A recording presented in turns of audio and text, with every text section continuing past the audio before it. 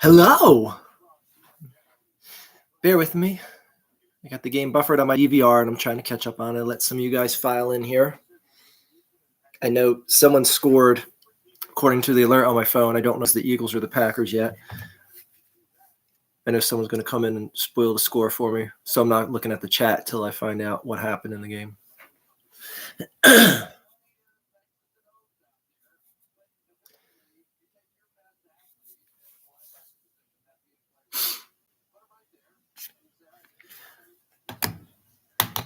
All right, those of you that just came in the chat room, I got the game buffered from the beginning. The Eagles have the ball. They're driving to the field. Jalen Hurts just ran for like 30 yards.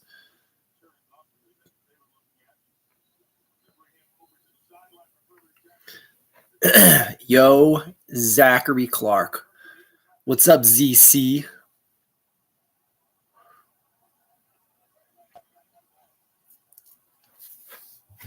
Let's see how far off I am on real time. Whoops.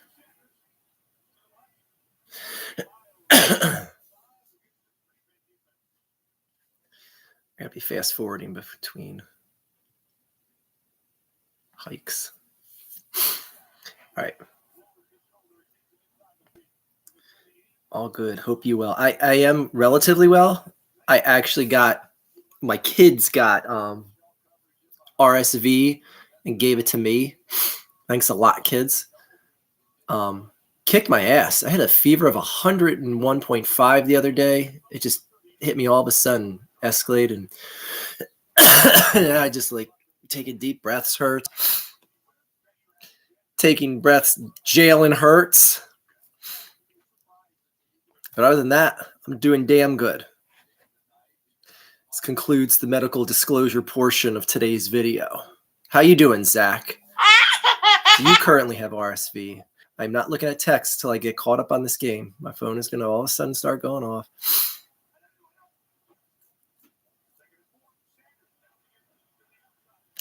That didn't look good.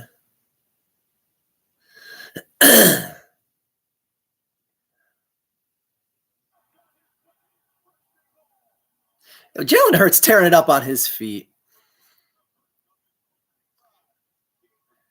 Sorry to hear that, Arch. We gotta love him anyway. Yeah, I know. You can't really just take the kids back to the hospital and return them.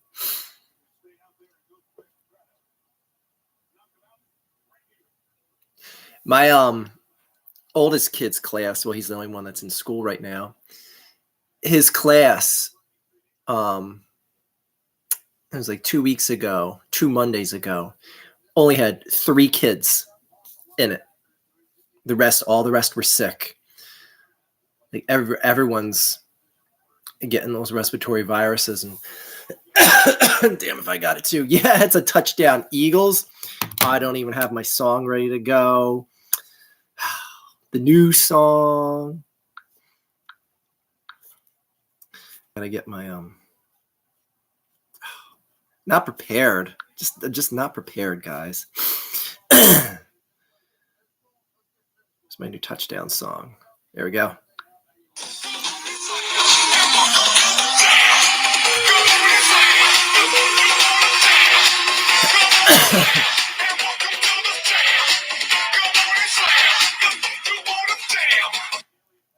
That's the new Botchamania soundboard app.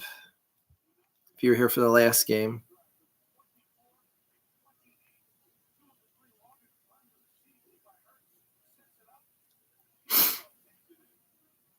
That was Sixers game went final. 20-point win over the Magic. Jeez. Still no Embiid, no Maxey, no Harden. Like, damn. Why am I not fast forwarding through commercials when I got this shit buffered? I'm doing well. Just moved into my new home, so I'm happy.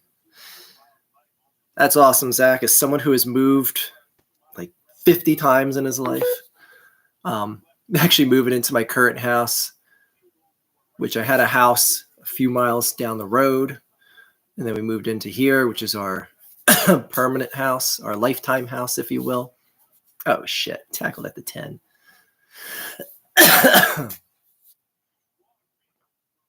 Hope I had a good Thanksgiving. What is the typical archfiend spread at Thanksgiving?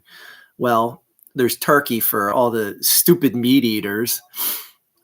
No, my wife makes this sweet potato dish where it's sweet potatoes, and then you put like a brown sugar, not walnuts, some nut. I don't know, something. It makes like a sugar coating on the top that's like crispy from the nuts, and you mix in like milk and cream stuff into the sweet potato. Oh, anyways. Mashed potatoes, cornbread, the usual shiznit. So yes. Crotchamania 2022. Heck yeah, I grew up in the Space Jam. Grew up on the Space Jam songs. That's actually a mix of Space Jam and Mortal Kombat, a la Matthew at Botchamania used to use it in his Botchamania videos. It's an actual for those of you here that weren't here last time, I used this thing years ago. It's an actual Botchamania soundboard where like you just click on random things and listen to the beautiful sounds of Sheiky Baby and everyone else. Oh my God, there's another score update, and I'm not. Man, the Packers have the ball. You know what? I'm just skipping ahead to be in real time. If the Packers scored, they scored. Oh no, Eagles got the ball back. Okay, whoa. They back up. What happened? Oh my God, I just totally just skipped through. The Eagles got the ball back here somehow. All right, relax, everyone. I'm not looking at the chat. I'm not looking at the chat because someone's gonna say, does Aaron Rodgers either fumbles or throws a pick here?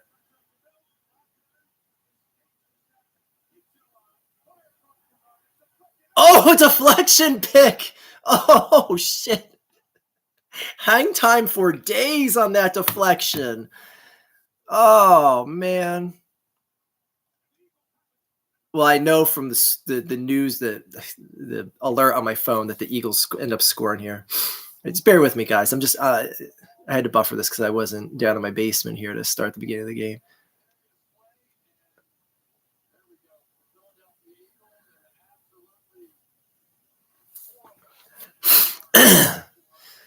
God, that is such a good defensive play on so many levels. The pressure got through, forced a very bad throw.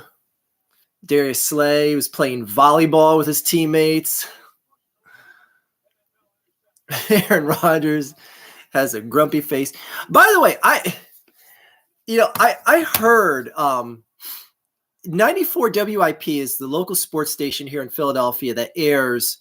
Like maybe I'm just overreacting to this, but they air the Eagles games on the radio here in the Philadelphia market. And they always have these commercials to hype up the next game. They talking about some nuance of the other team and whatnot. And today or yesterday when I heard the commercial promoting the game for today, it was Aaron Rodgers and his fiance called it off before the marriage, just like Aaron Rodgers to fall short before getting a ring. And I'm like, number one, that's personal as all hell. Number two, Aaron Rodgers already has a ring. I was like, that is the stupidest hype commercial I have ever heard. I hope someone recorded that and put that online because that was the dumbest shit I've ever. Like, damn, man, like maybe they're going through some hard shit, and they called off their marriage for like legit reasons they don't really feel like dealing with right now. I hate Aaron Rodgers as much as the next guy, but shit, man. See, it's stuff like that, and it's like this is why people hate Philadelphia so much. When low ball shit, oh, that's a touchdown for days. That's a touchdown for days. That's a touchdown for days.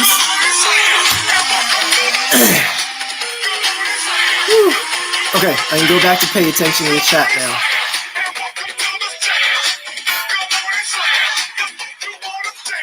Thank you, Botchamania, for that another soliloquy on an Eagles score. All right, sorry, Space Jam. I heard the hype recording too, not their best one. Oh, you heard that hype? Okay. Yeah, and they do something like that every week. Oh, okay. Since we're going to the career, wait. Let me get the game up to. Let me just get this buffer to real time so that I'm not talking about shit that happened minutes ago. All right, Packers breaking the huddle, getting ready to hike the 45-yard line. Jesus, hell of a return. 41-yard line. Anyway.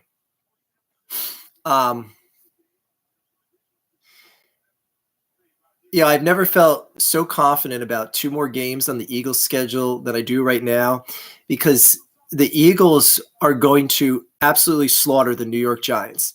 That team is the biggest pile of fake hype that is since the Steelers went 10-0 2 seasons ago, and everyone was acting like that was a real team. This Giants team is 10 times more phony than that Steelers team was 2 seasons ago. That team is such a fraud, has no business. I mean, congratulations on ruining your draft pick. Your draft pick is screwed. I will bet anyone that they do not make the playoffs. I will bet anyone that they do not make the playoffs. They're catching 2 more L's to the Eagles, and they will be lucky to go 500 with the rest of their schedule. That team is done. Go get Odell and take another picture in South Beach again, because that team's been cursed ever since that picture got taken. Wasn't Justin Bieber in that picture too, I want to say? Maybe I'm totally misremembering that picture. For those of you who don't know what I'm talking about, there was a picture with Odell, and I think it was just all the offensive players. I don't know, it might have been just a bunch of players on the Giants. But they took a leisurely trip to South Beach, and they're all like partying it up before a playoff game. The last playoff game that team has been in, might I add. Justin Bieber dick pics. Classic Archie video. Hold on, let me get the chat room up on here. I can't read shit from far away. By far away, I mean like 1 foot to the screen there.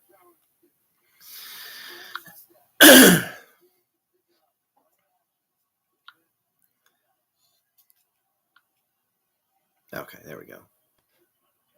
Commanders or Giants finished with the big Commanders. Touchdown Packers, whatever.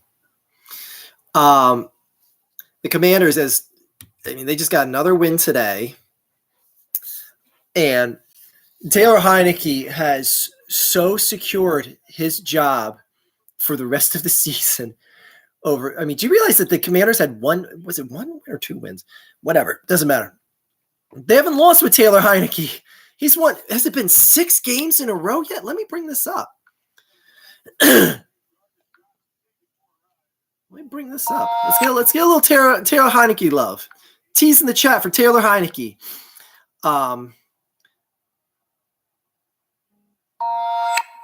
Heineke lost to Minnesota. So since Heineke's been there, he's had 1, 2, 3, 4, 5, 6 wins and 1 loss. Okay, 6 wins and 1 loss with Taylor Heineke on the same team that Carson Wentz quarterbacked.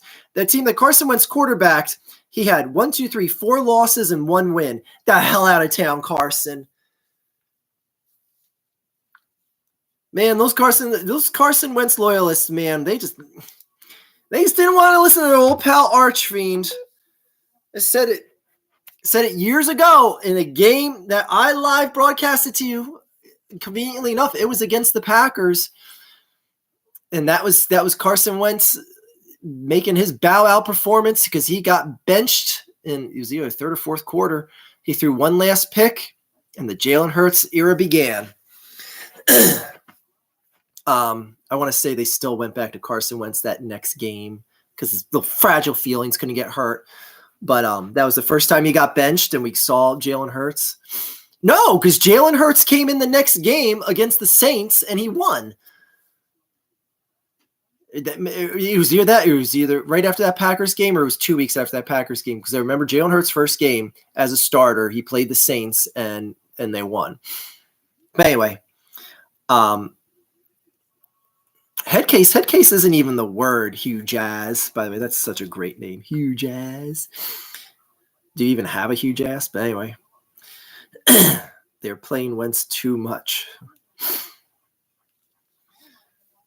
I mean, couldn't happen to a nicer team in the Commanders to waste draft picks and cap space on a guy who you're basically gonna get nothing for him now.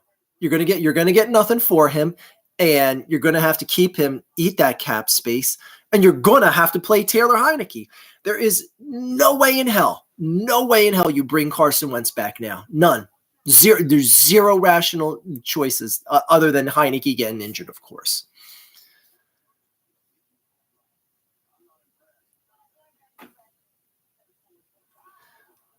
Oh, The Voice. That's a show that I look forward to never watching. Anyway, yes, Wentz is a head case. All right, let me just backtrack because I've been ignoring the chat. How about them Saints? Yeah, I saw they got as many points as Super Bowl rings Carson Wentz will ever have in his career. How about the Ravens? How about the Brownies? How about the Brownies pulling out a win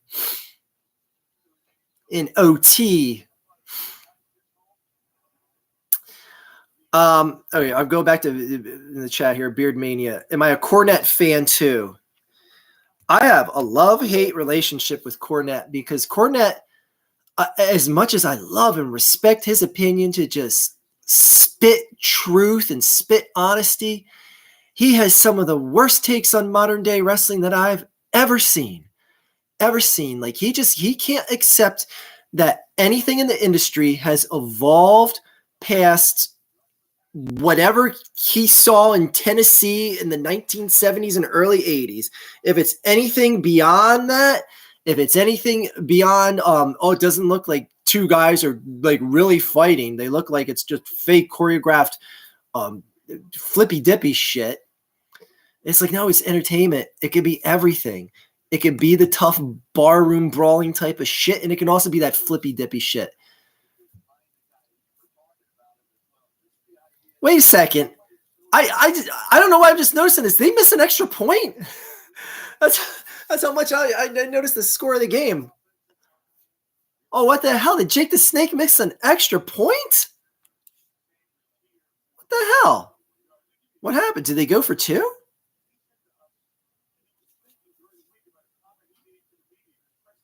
They missed an extra point. Shit.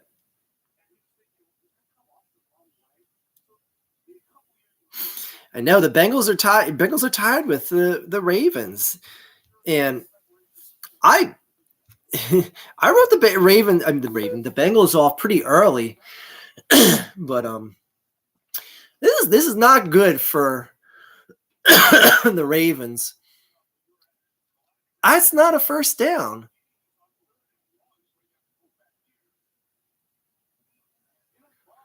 That's not a first down.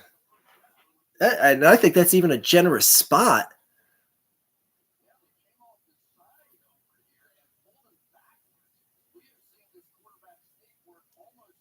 Oh, man, why Jalen, cut a little harder to the right there, man. That's the problem. He put his head down right into Kelsey's back and just cut off his vision. He would have first down and then some if he just skewed a little to the right.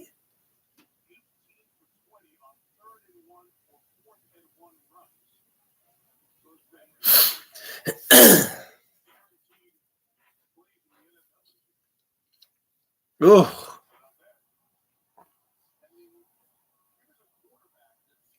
man, you're at the 40-yard line. But, man, that flips momentum so hard to Green Bay after they just had a touchdown.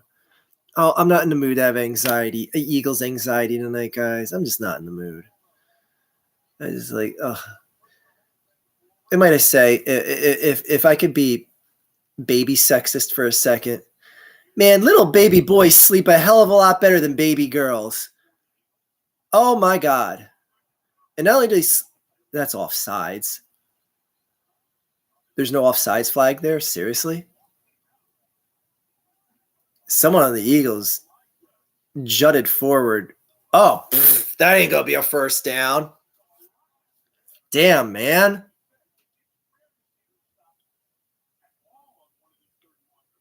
Am I crazy? Did I just see things there? But I could have sworn. Yeah, exactly. Chris saw what I saw.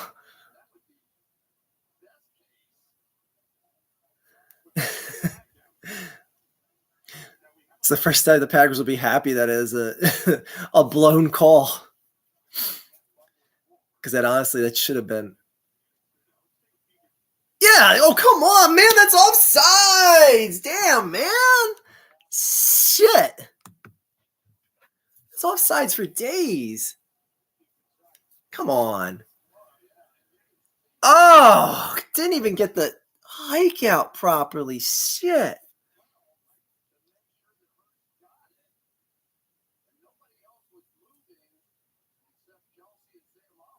That's not a first down.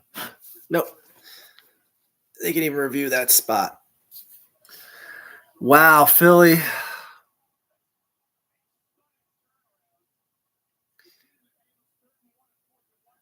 They had Aaron Rodgers nuts on a platter, and they're just going to hand him the lead here.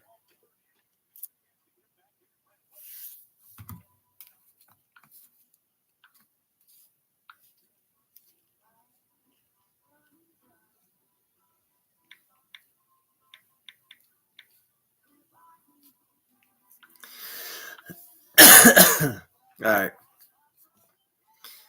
I don't have a girl, but my two boys don't sleep for shit.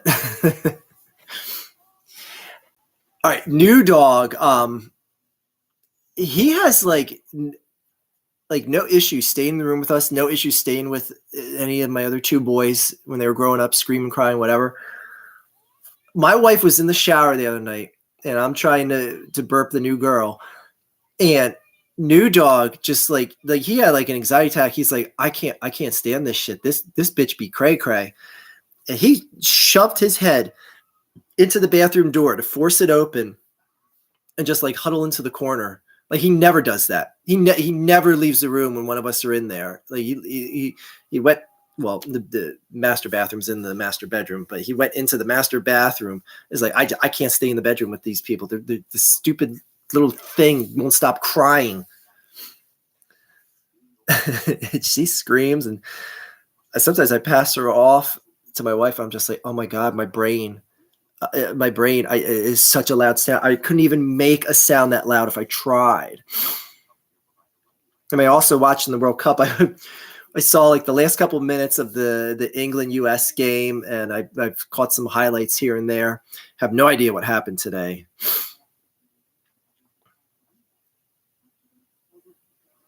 The Eagles are the only to both win a Super Bowl and be inducted into the Rock and Roll Hall of Fame. That is true. That is true. I'm gonna steal that line.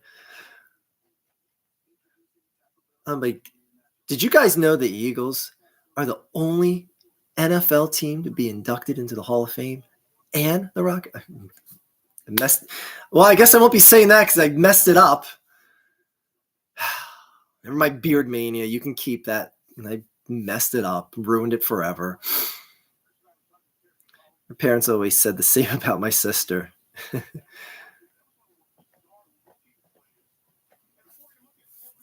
I don't want to see this play anymore. This is like when Dark Helmet in Spaceballs, when they get the tape of Spaceballs, and he's like, no, go past this part. In fact, never show this part again. That's what I feel like every time they show the replay of that. No, don't show this anymore.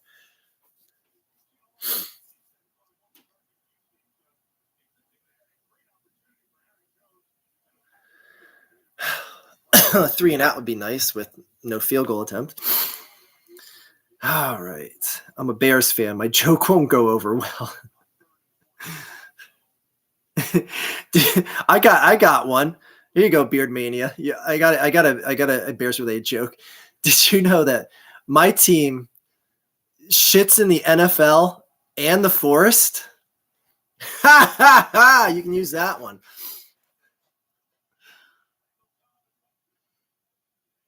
There we go. Oh, let's get a big fourth down here. Oh, Alex 1695, where were you a couple minutes ago when I was dunking on your team, man? I don't want to go through all that again. Damn, man. I had so much piss and vinegar to spit on your team. You better back up. You better watch this from the beginning. All you Giants fans.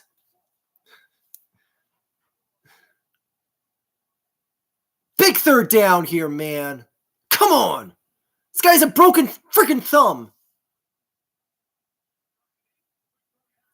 Yeah, wrapped up. Okay, I'll settle for a really long field goal attempt. Okay, let's go.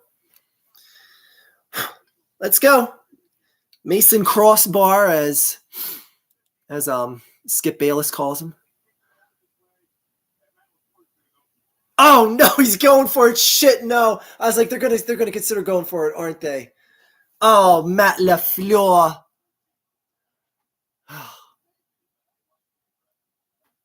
These damn French coaches.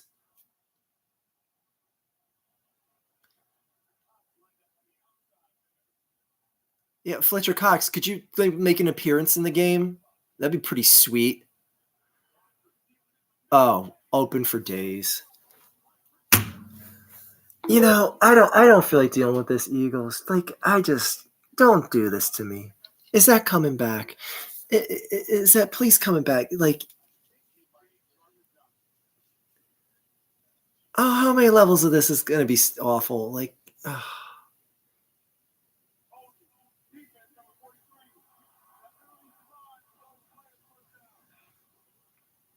And we injured a player on it too. Oh.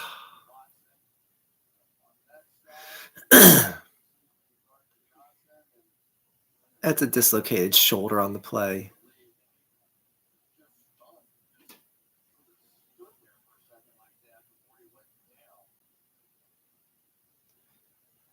He probably dislocated or broke his shoulder on the tackle on a play that didn't need to happen.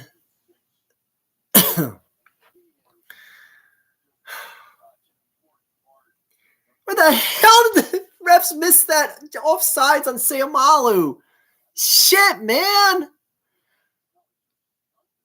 The one time that I don't care if they called a penalty on the Eagles and the refs missed that shit. The Eagles would have had to punt the ball. We wouldn't be in this situation right now. Damn, man. It's ridiculous. The refs are costing the Eagles this game. We were robbed by that non-call penalty on the Eagles. All right, where are we at, chat?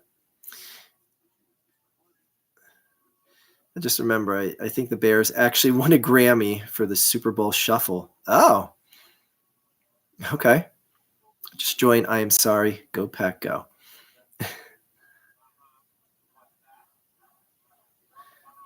I thought you were a Packers fan. There's another guy. I mean, a Giants fan. There's another guy has like 3 letters and 4 numbers. So who's a Giants fan here? I wish YouTube allowed you to share the game with us. Yeah, well, what can you do? Oh, you are a Giants fan. Oh, you're saying go Pack. Okay, there you go. You're rooting for the Packers. I was going to say, I thought you were the Giants fan that comes in here. Oh, boy. By the way, no reading of anything tonight because the kids gave me a respiratory virus. For those of you that missed the earlier medical disclosure portion of today's video. Damn, man, I was feeling so good about this game. Now I feel like I have squirrel respiratory virus now. It's like involved.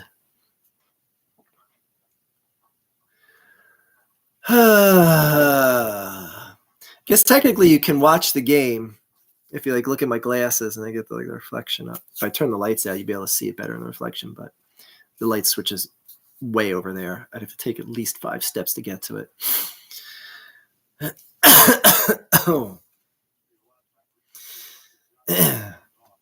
As a Giants fan, I can't root for the Eagles. You know that.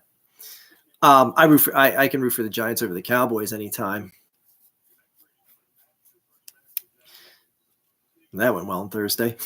The only thing I respect about the Packers is that they're community owned and they are way less likely to move to another city. There is like a 0.0% chance that they will ever move, even if they went like corporate ownership type shit. Perfect. Touchdown. There goes the lead.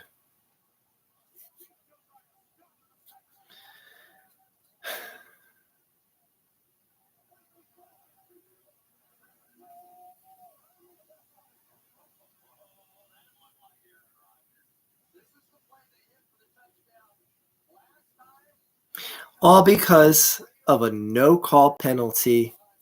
All of a sudden, the refs don't want to throw flags tonight. I'm obviously just joking about that. Take care of business and don't rely on the refs. But it's just funny to note that this series of events was catalyzed by a no call on the refs. So I wonder if there's going to be some sort of makeup call where they'll call the Eagles for a non offsides, but they'll call them offsides anyway. Can't believe Randall Cobb is still doing it. I know, right? You said doing it. Him and Aaron Rodgers do it.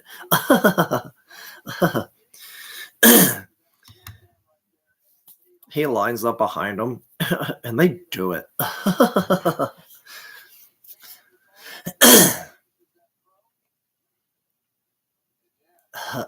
They're hugging.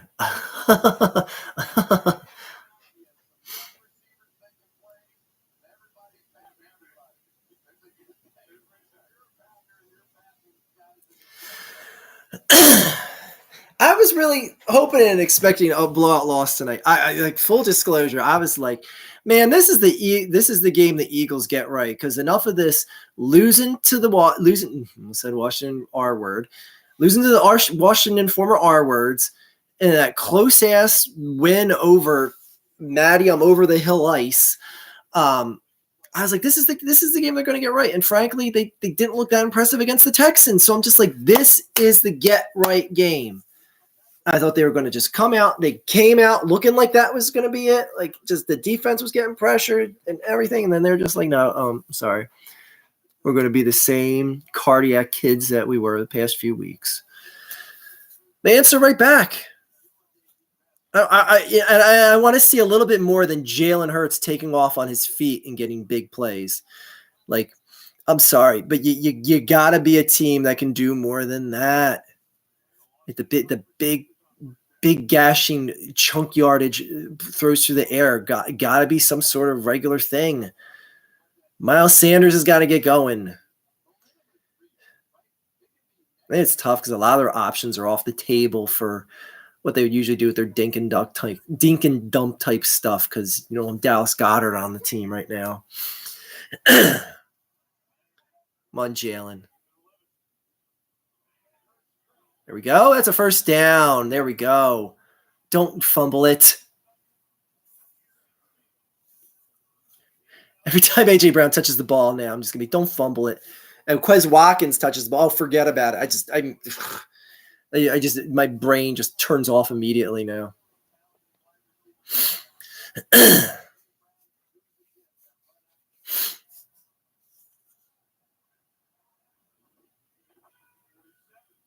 Plenty of time.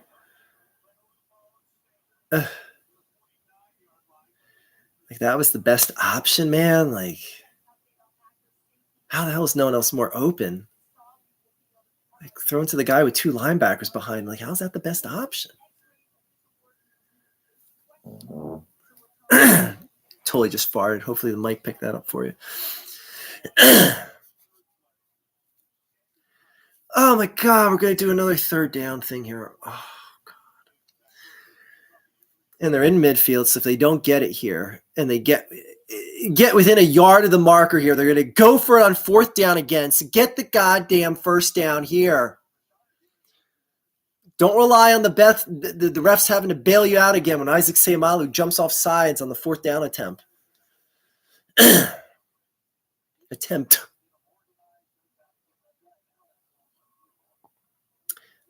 Sorry, Chad, I'll give you some love in a second. I need to refocus as much as my Eagles need to refocus right now. I think the Eagles may have jumped off sides there again. Jesus. Oh, man, he should have lit 29 up. Oh, I'm sorry, but, man, Jalen should have dropped his shoulder right into him because 29 laid off.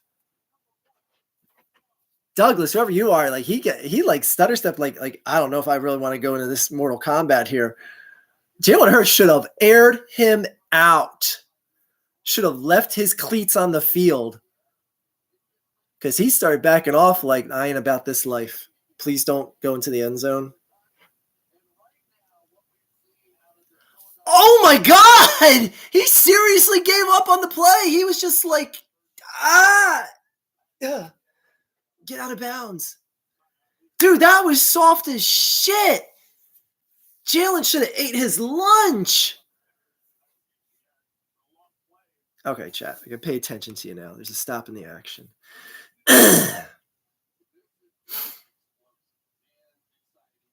What was the first video game I ever played? Pong.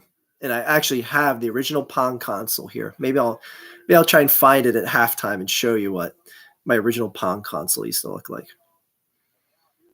Wait, Rodgers threw a TD to someone besides Watson. I know, right?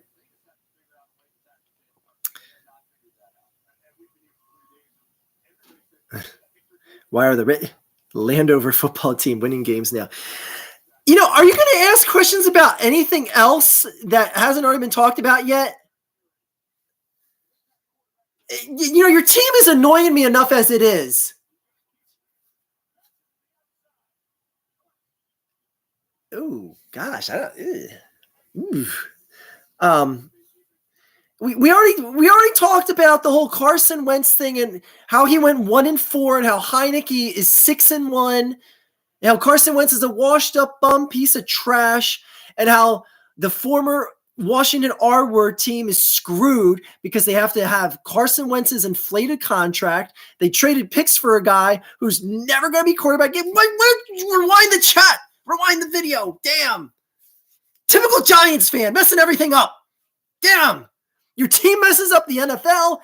You're ruining the Eagles game here. They're losing because of you. What's your problem?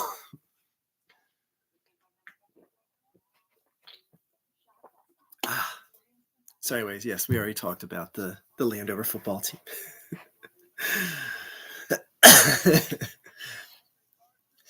See, all the more reason to show up on time. You know, if you show up late at work, your boss fires you. You know, I didn't kick you out of here, even though I should for being late. Anyway. Let's see here. That was a sick first quarter of football. I know, and it feels like there's been 80 minutes of football already. Sorry, let me do a little Sixers break here because they won by 30. I want to see exactly what went down tonight. I gave up on the game around halftime.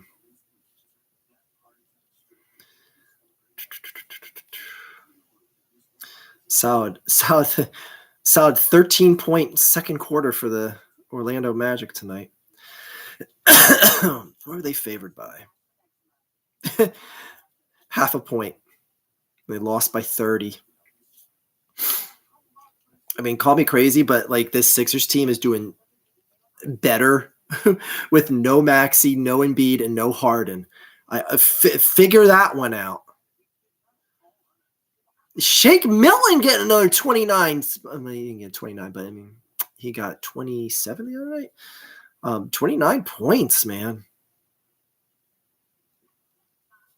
PJ Tucker with a solid 0-point performance, but I guess he ain't there for that anyway, because he hasn't done shit this year. Tobias Harris has been looking really good, but he has to get the ball so much more now with Maxey being out.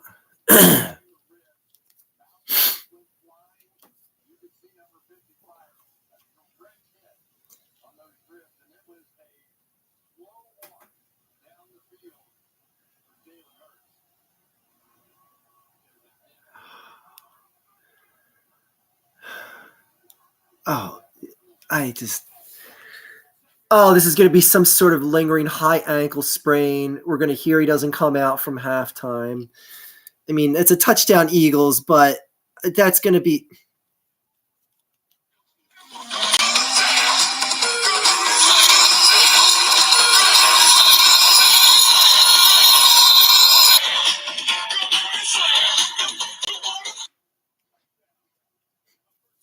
Sorry about that. I had to mute my feed.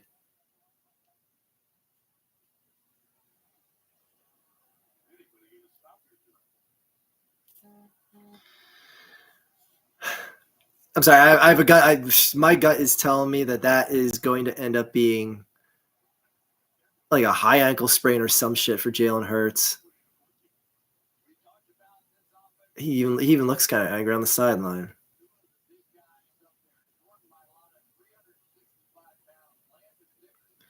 Damn, he ran into a lot of traffic there and got through on the back of that offensive line. Shit. Damn. That was a straight beasted touchdown.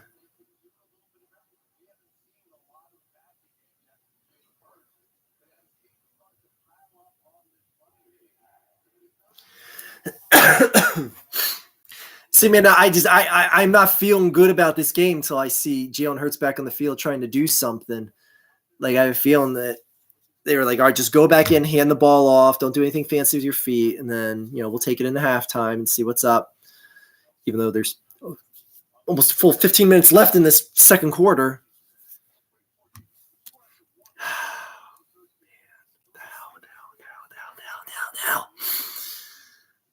How about those Flyers losing the Islanders last night? Oh, the team that lost their 10th game in a row. All the hype of them starting off 3-1, gone, or whatever it was. Played Pong in the 70s at a local bowling alley. I once got into a dispute with a drunk guy there and shoved him into the Asteroid arcade machine while kids were playing it, and it made noises on impact. Just like in the movies. I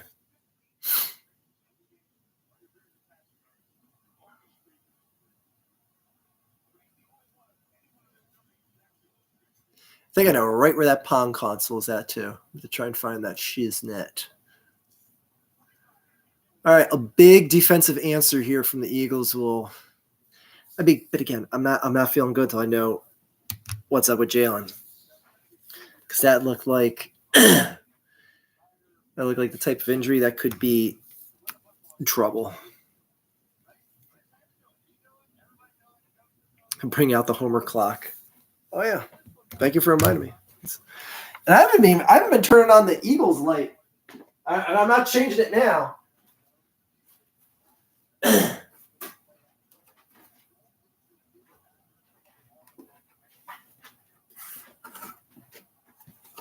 All right, it's almost Homer o'clock.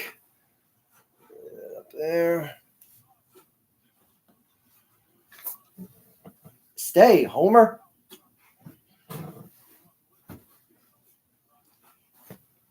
Oh, Christ sakes. Anyway, Homer clock's there. When it's ready to talk, it'll talk. Everyone relax. Got things under control. So, where were we here? Homer clock is out. Being a flash in the pan like Michael Vick. You'd consider Michael Vick a flash in the pan? I don't know what you're basing flash in the pan on.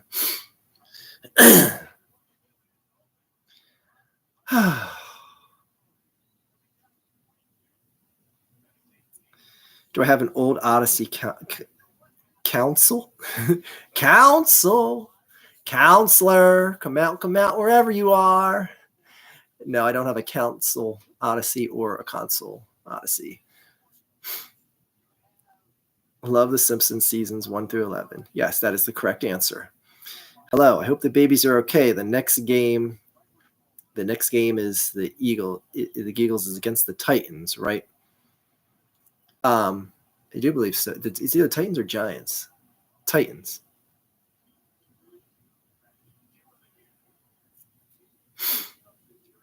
Simpsons need to end already, ruining their reputation. And I always keep hearing people, like even that Simpsons podcast, the Talking Simpsons podcast, are saying like, some of these later seasons are getting a lot better. I'm like, no, shut up. No one cares. Even it's just they're irrelevant. There's no charm compared to what they used to be.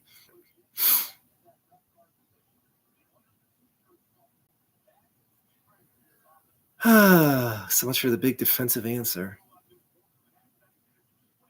There's a first down.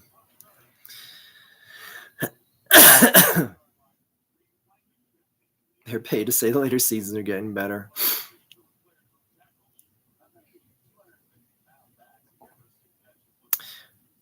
Oh, and Jose, yes, the babies are doing okay. The new baby screams like a banshee constantly, but other than that, she's adorbs.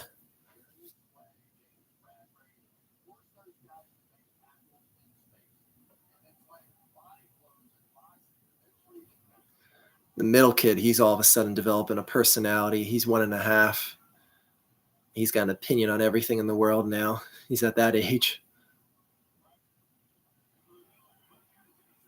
Yes! There's that big defensive answer. Oh, there should be a sound that is played for the... All right, this is going to be the interception song. Send for the man! That shit! Oh! He was sitting there for days like, I'm catching this.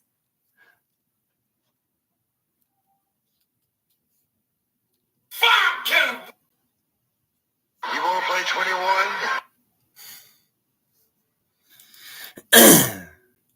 There we go.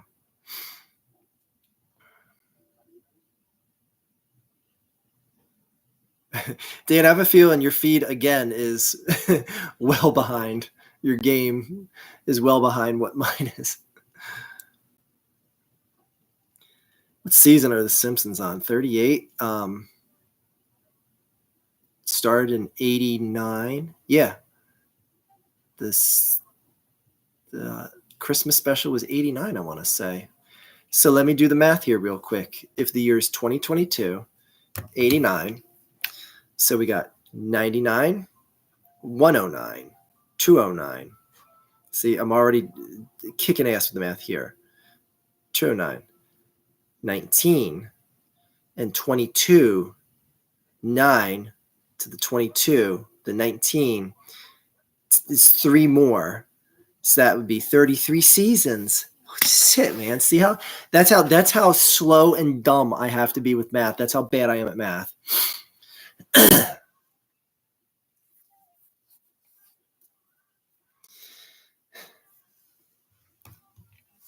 15 seconds, you'll refresh. Respect. Respect what, Miracle? Yep, 1989. It premiered on the Tracy Ullman show. Yeah, I know. It technically did. And I watched the Tracy Ullman show back in the day. I watched everything on Fox. I remember watching the Gary Shandling show, the Married Children, obviously, when it aired.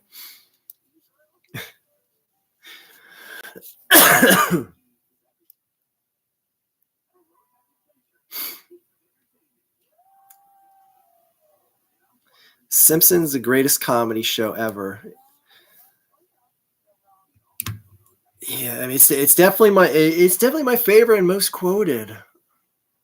I say it's the greatest though.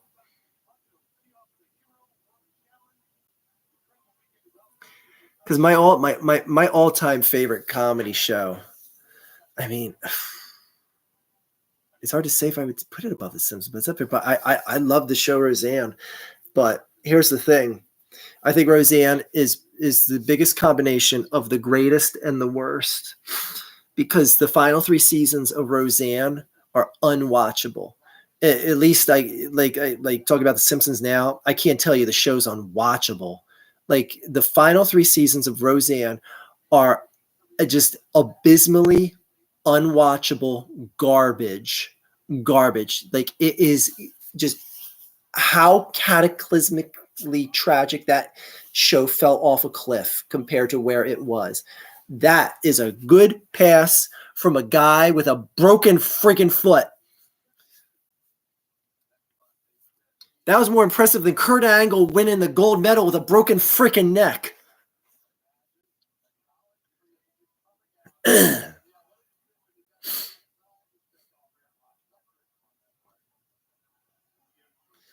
All right. Let's get back in the groove, Eagles. Come on.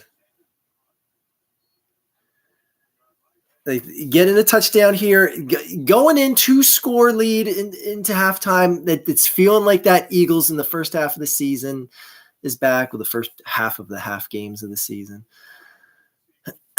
A team that just goes into the halftime dominant.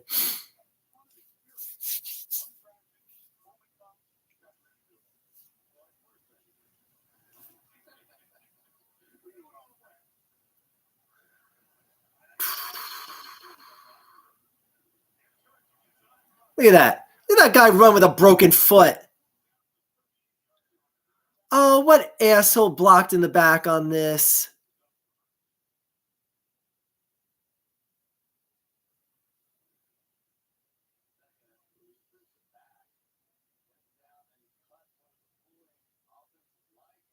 Oh, it's going to be on Green Bay.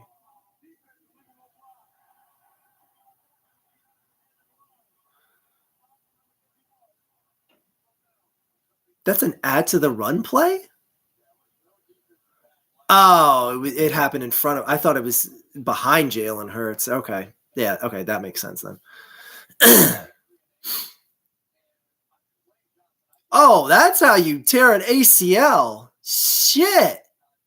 That's dirty as hell. I mean, I know it's.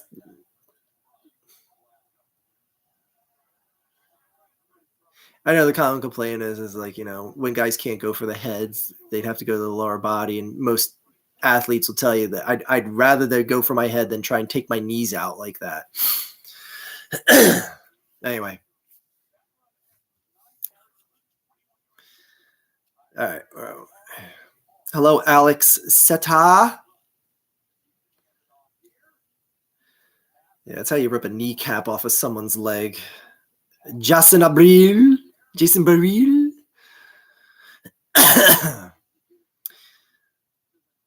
Do you know the bus record by chance, sir? Oh, the Bucks record. Well, I know they lost today to the Brownies, but they're in a division where they could win 2 more games this season, and they're going to win the NFC South. So I think that's kind of what they're banking on. They're like, we're not going to finish with like a record like the Vikings, Cowboys, or Eagles that are going to, 2 of those 3 teams are going to win the buys. So the Bucks are just like, we'll take our one home field advantage game in the playoffs and then take whoever we got after that. I think that's pretty much what the Bucks are sitting at right now. The Eagles play the Giants on December 11th at the Meadowlands. I will be there. Go Giants. Will you be late to that too? We have to ask the guys next to you, what happened in the first quarter and a half of the game? And some Eagles fans could throw a beer at you. Being like, show up at the game on time, you stupid Giants fans.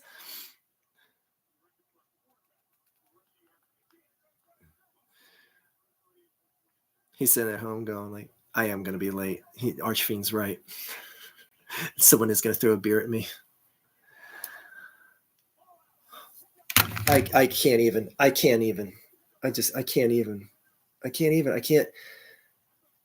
Why is this such a common thing with this team all of a sudden? Like all year they can't turn the ball over, and then all of a sudden all the momentum in the world is behind their back, and then these just strip plays.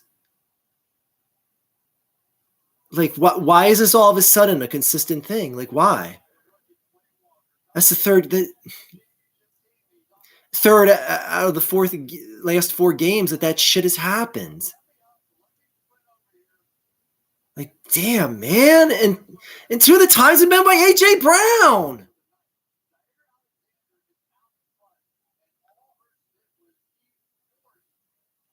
Like, I'm sorry, but man, you just had that happen to you 2 weeks ago, son. You can't make what he makes and have that shit happen 2 out of 3 weeks. That guy, he's on my short shit list. I am not feeling AJ Brown in this city.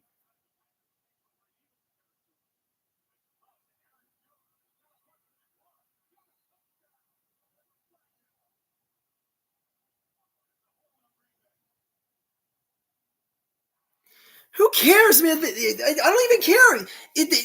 The fact that Green Bay is going to get points and the Eagles could have got a very makeable field goal, all because AJ Brown can't hold on to the damn ball. Why is that all of a sudden a thing with this guy? Shit, dude. Unbelievable. I could take losing by getting outplayed by the team being better. And don't get me wrong, it's better to play good stripping defense like that. But man, when you have a stud receiver, that shouldn't come into play. It damn sure shouldn't happen 2 times in 3 games with the same guy.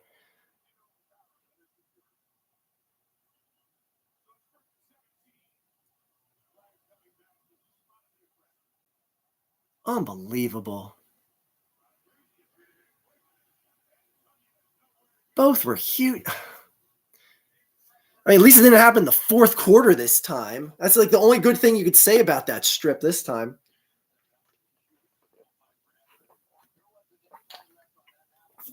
Oh.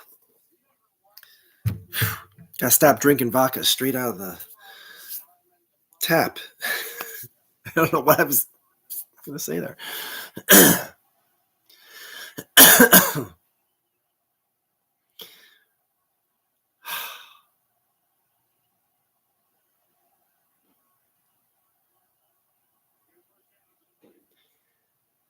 This man, like,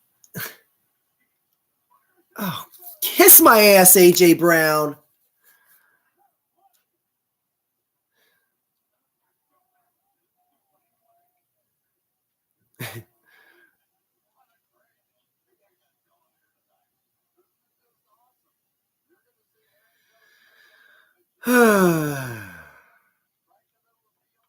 Miracle if you are a Giants fan. The Archie is going to have a field day with you.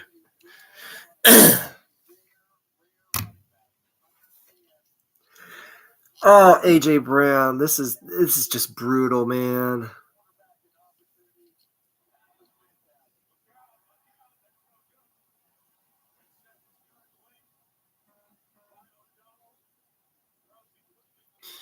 All right, well, they're even on missed extra points.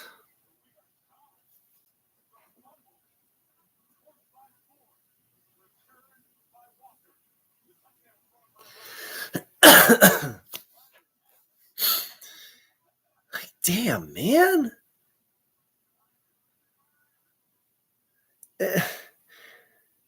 Like, I know people be like, you're harping too much just on 2 plays from one guy, but it's like those are just 2 huge momentum reversing plays.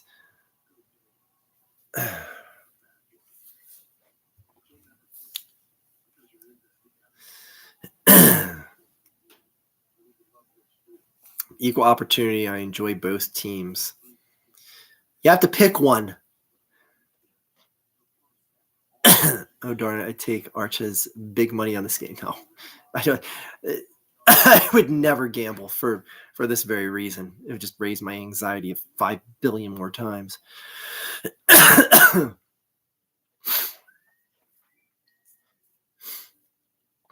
When I was a kid, there was a mom who was an alcoholic who appalled wasn't discreet at all.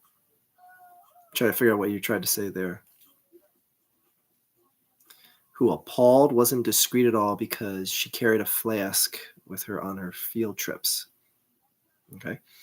Never understood why she didn't try to hide it a little. Sadly, she passed away very young due to her addiction. Apparently, there you go. That makes a lot more sense. Not appalled. I remember, I don't know what happened to this guy. I remember his name, Nick. Manager Nick. I got a job working at a super fresh supermarket, my first job ever when I was in high school. And this guy, man, he would have a bottle of alcohol and we'd catch him like drinking it and like shoving it into like a desk in the back. And it's like, we know you're drinking on the job, Nick. You can just, it's whatever.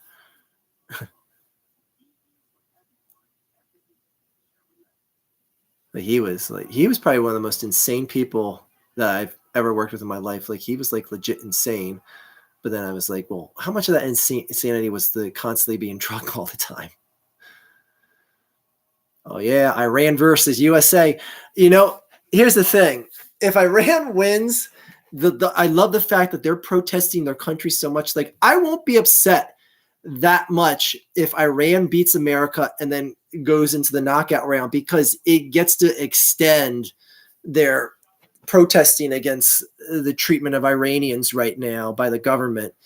And I would imagine they're going to do something a bit more eye-catching for that game against USA coming up.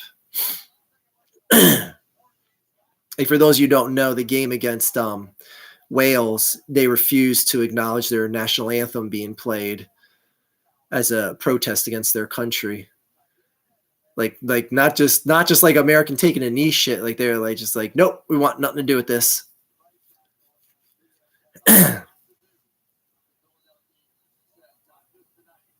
Oh, they just jinxed the shit out of Lane Johnson. Here we go. Jalen Hurts is going to get sacked like 3 times around the right tackle.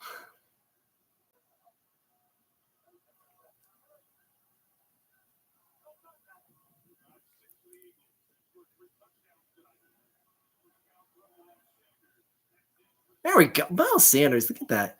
Extra 3 yards just with him being a little speedy, little keep those legs moving type of guy.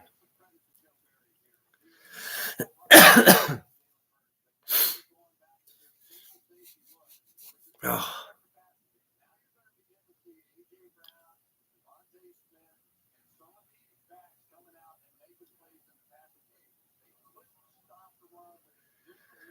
Okay. I mean, score again. Go into halftime. Oh, my God. God, man. The Eagles had so much damn momentum. The Eagles had so much momentum 2 different times in this game. That's a sack. That turnover on 4th down, and then that A.J. Brown strip. They had all the momentum in the world in the entire game on both of those drives, and not to be Mailata. Damn, man. Get your guy a little better.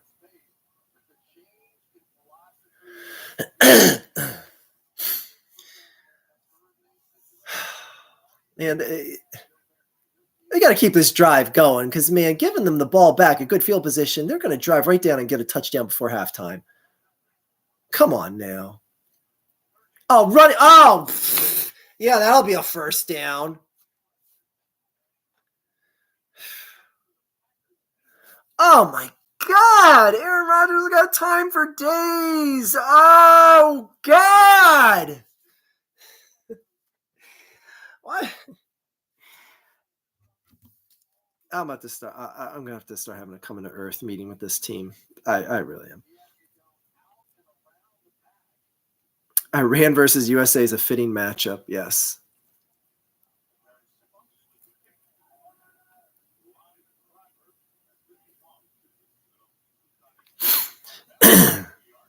Hey Arch, you seem chill. So can I get your credit card number?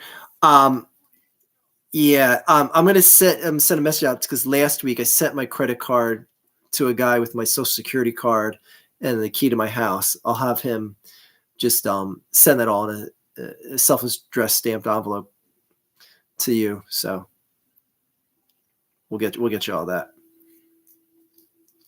Good morning, Jorge de Guzman. It's morning where you're at. Are you from España?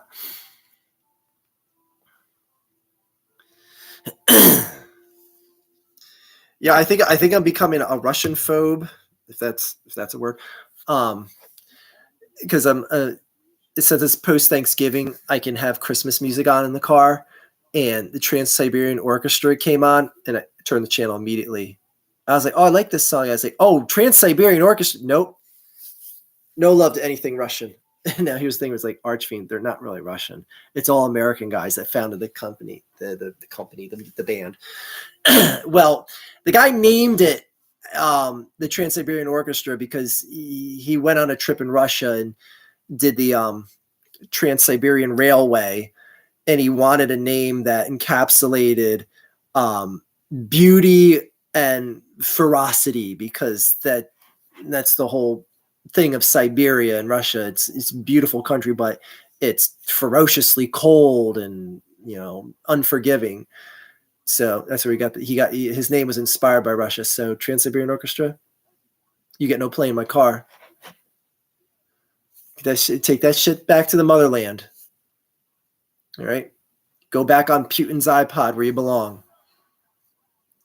Did anyone see that fake as shit meeting that Putin had with his fellow countrymen, the wives of not the wives, the mothers of soldiers that died in the war? And it was like a total facade. The one lady holds up a picture of her son that was killed, and this guy's been identified, and he's someone who died years ago. He wasn't even ever in the Ukrainian war. And it's like, just like Russia's just like, they don't even care to try anymore. And they even found that there was three different ladies that were at that table. They got identified as different crisis actors for other propaganda pieces that the FSB in Russia put out before. It's like they don't even try. It's like they could just get anyone. Just be like, okay, let's not use the girl that we used in that other propaganda piece. That's probably not the best idea. Someone might actually notice it's the same person. Instead, they're like, no, why don't we use those same three people? Not just one, use three of them. Why not?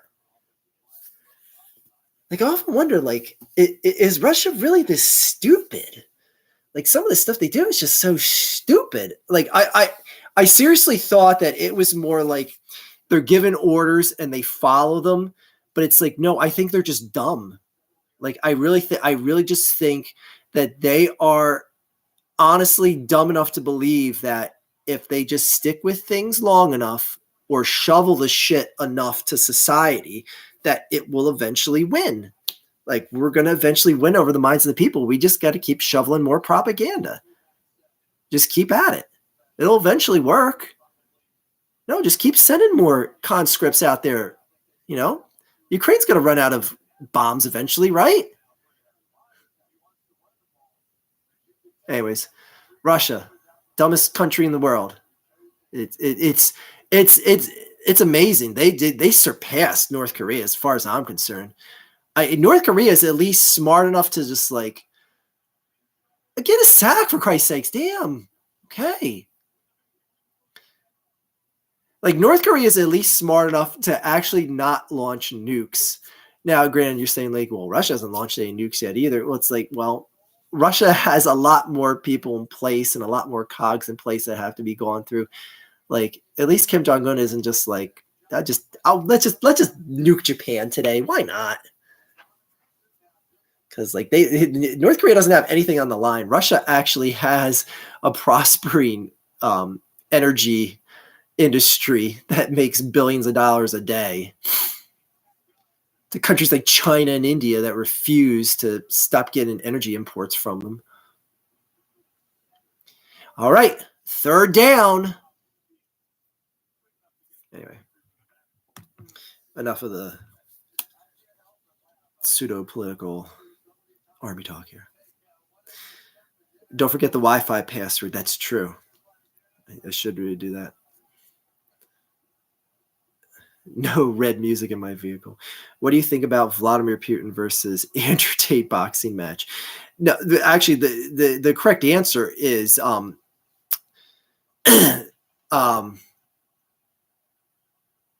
am I forgetting his name? Vladimir. No, they're both named Vladimir. Klitschko. He's Vladimir Klitschko. That's another sack. All right. Is that a Fletcher Cox sighting? You're still on the team? Where you been, buddy? Vladimir Klitschko, the former heavyweight champ, is the mayor of Kyiv, Ukraine. Like he's like the actual mayor. He even has like an Instagram page that he posts videos from and whatnot. I mean, I would take it just like, you know, have him fight like some like captured Russian general or something. Just have like a bare knuckle fight between the two of them. Just see him just completely just cripple some guy's face from Russia. I'd pay money on pay-per-view to see that shit. Let's go. Klitschko versus Sadalov, whoever. I don't know. Vladimir Sadalov.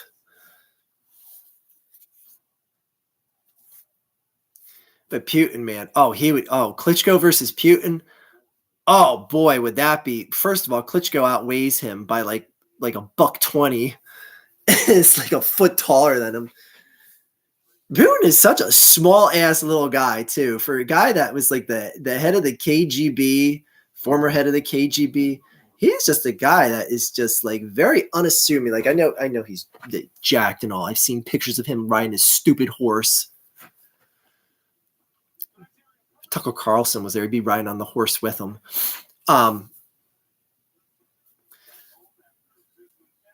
Yeah, Putin's like he's tiny as shit.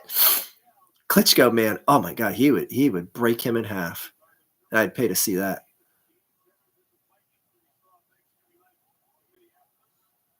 Hell, I'd pay to see some little tough ass Ukrainian mother beat his ass up.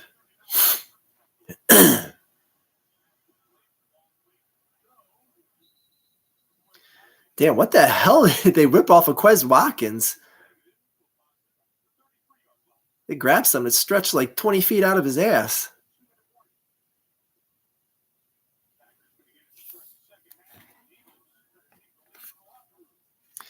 They back that up.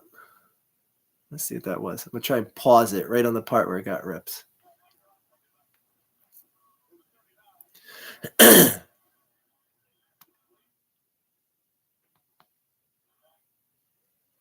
Damn, yeah. That shit, I got it paused. It is 2, 3, 4.5 yards stretched out of his ass. I don't know if you can make it out on the camera here. No. Can you see? No? Okay, because I'm not looking at the monitor. Anyway. Chris Watkins had a 4.5 yard turd pulled out of his ass. By the way, the Homer clock has not said anything tonight.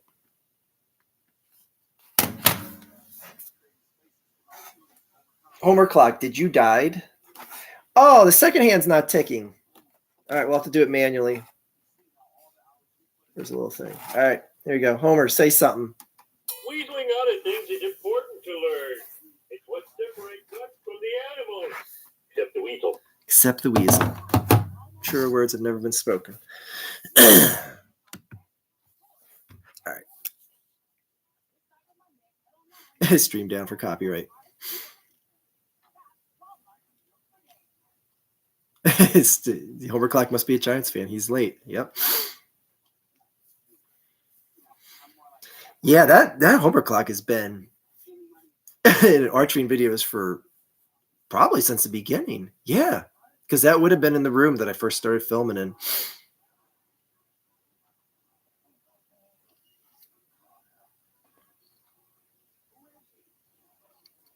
Chelsea Handler did the horse pick better. Can't be all 6'2" like you probably are. I actually am 6'2". Time to deliver a pizza ball. Wow, a cocksack. A cocksack. Sounds like a part of Russia or something. I'm from the cocksack.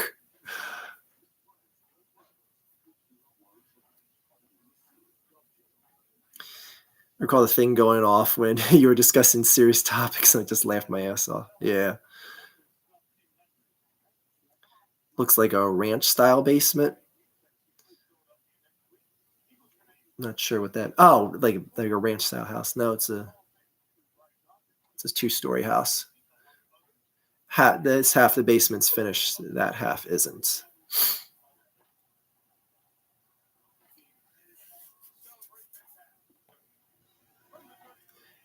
Oh, AJ Brown, you're just all sorts of getting game balls today. Like what's your problem? Typical arch feet in the basement as always. I know. Well, my mom won't let me come upstairs. Until she does, I'm stuck down here.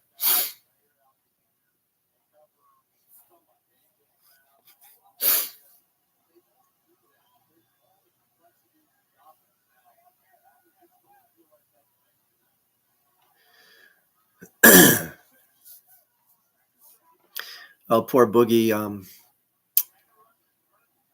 There we go. AJ Brown, don't drop it. I don't know why he fights for yards. He should just drop his ass right to the ground. Like, don't fight for extra yards.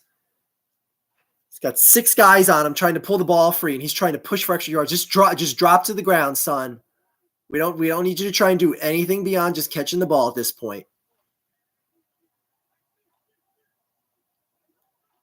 If AJ Brown messes this drive up,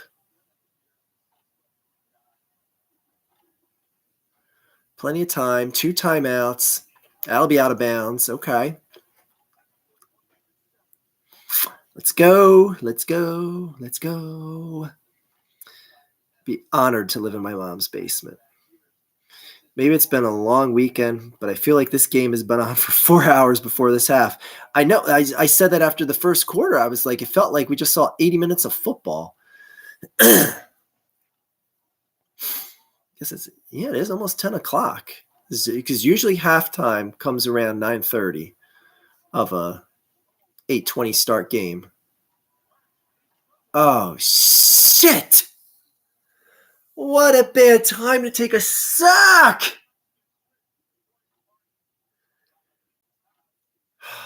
See, it's stuff like this that just burns my ass with hurt. So I'm just like, you either couldn't find someone open or you couldn't have gotten that ball away, because it's not like the line got blown up right away and you didn't have time to make up a decision.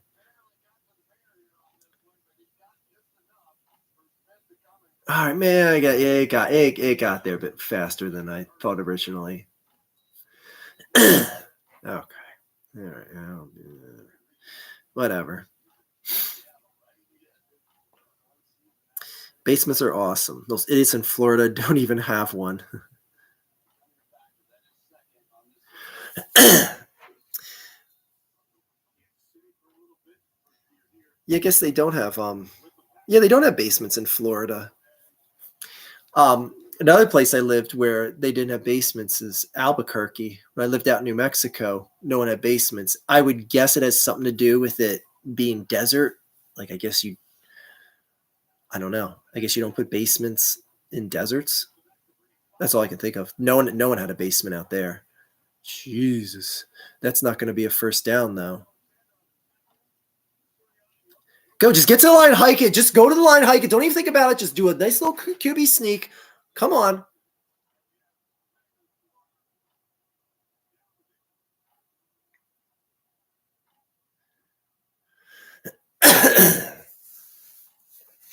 Oh, with this 4th down shit.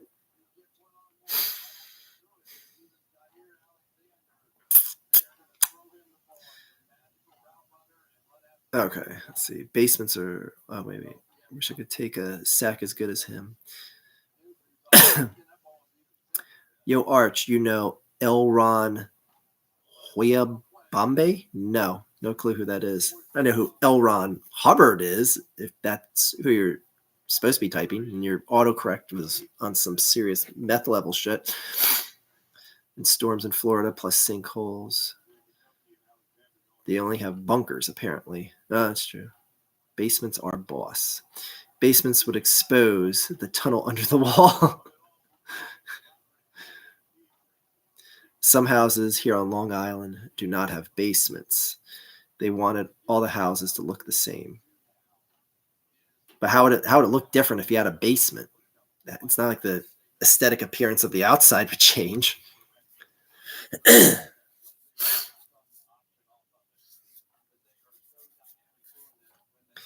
We get water in our basement here all the time, but luckily it's on the unfinished end. It comes in through where we have Bilko doors on the other side of the house, or the other side of the basement. I bet you. I meant to actually check it because we got a lot of rain here today. Oh, okay, that's a first down. Okay, just go down. Just go down. Oh my god. Anytime I see extra time to pick at the ball in the guy's hands, just go down. We don't need any other sort of momentum turning turnover here again.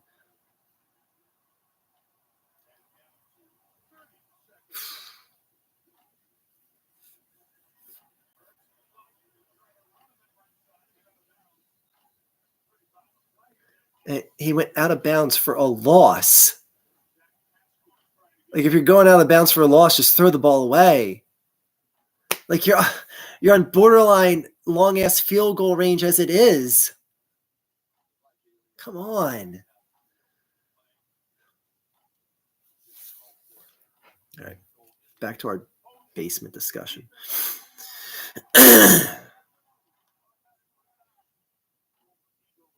You're talking about Elron Hoyabambe. Don't know. Well, I still don't know who that is. We get it. You watch Eric Andre. Oh. Has something to do with him. Yeah, I get water in my basement too. Sometimes, but not anymore unless it really rains or we lose power or the sub pump shuts off. Oh, come on.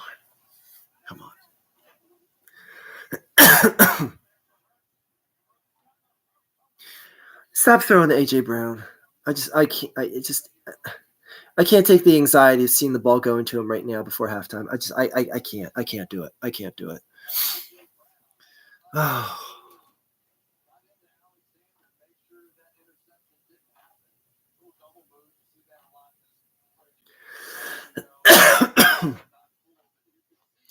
And he almost took a bad offensive pass interference call on that too.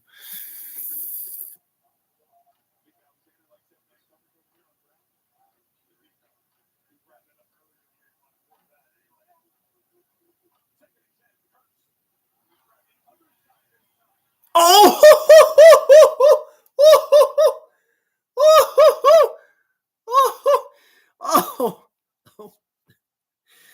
Sorry, I'm sick, but oh.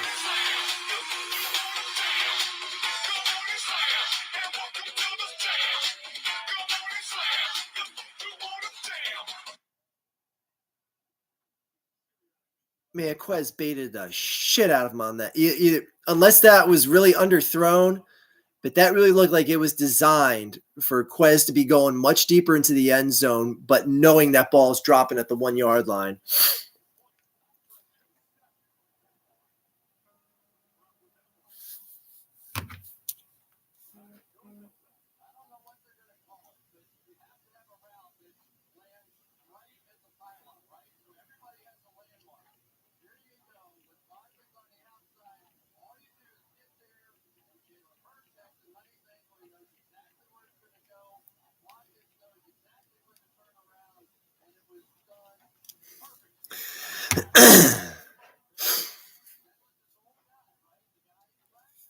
Yeah, I think that was. I don't think that was underthrown. I think that was a design play. Damn, Jalen, calm down.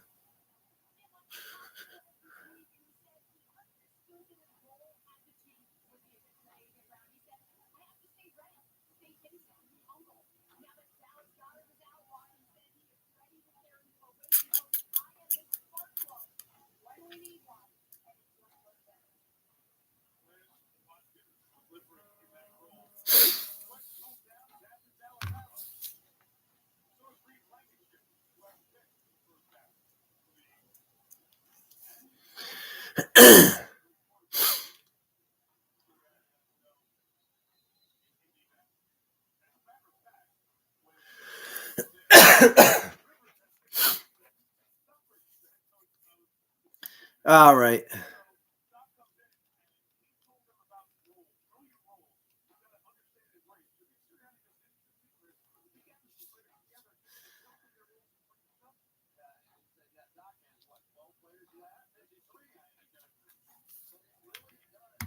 Okay.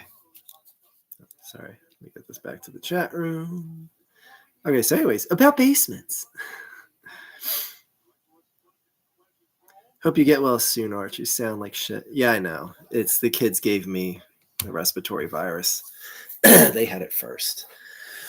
That's why we're doing no reading from books or anything like that during halftime. All right, it's halftime.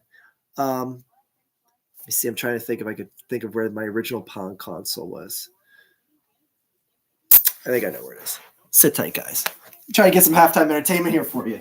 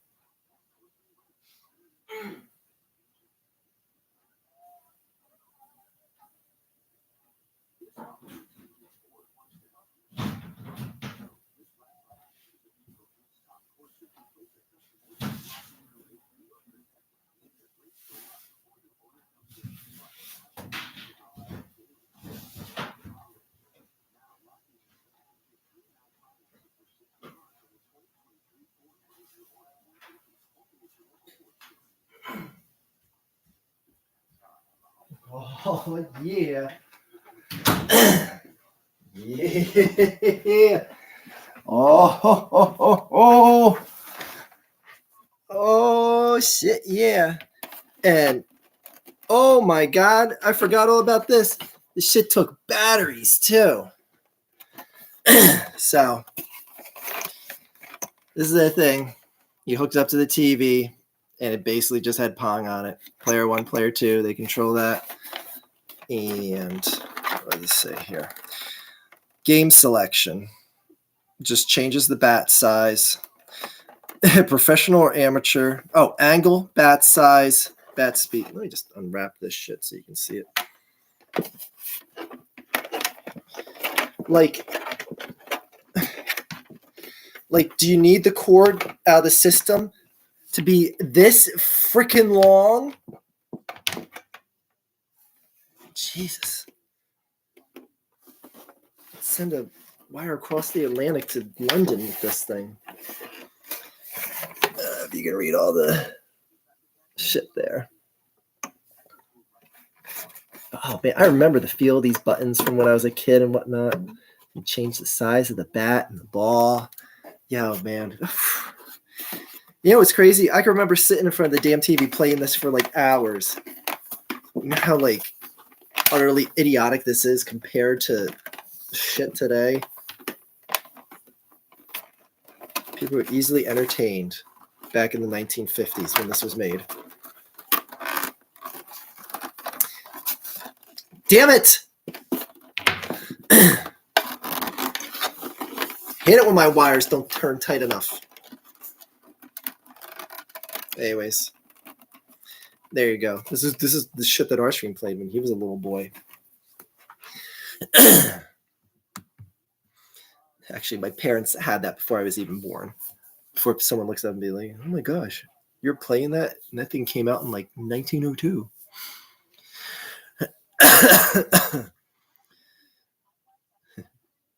What's up, 22 strong audience? Hello, Don. Dear Archfiend has a... Oh my God, Dear Archfiend. Read it like that. Oh my God, Archfiend has a stripper pole in his basement. What a Chad. You damn right. I got two of them, man. Look at that. Bam. And I got a third one over there. Bam. And there's technically a fourth and fifth one on the other side. What's your favorite Olivia Rodrigo song? If I could name one song from Olivia Rodrigo, that would be one more song than I know of Olivia Rodrigo. It's like I'm sure I've heard her. I just don't recall that. They just showed the Quest Watkins touchdown from Joe Burrow there. All right, let's see what the playoff picture looks like. Wild cards Buffalo's a wild card. I can't even process that.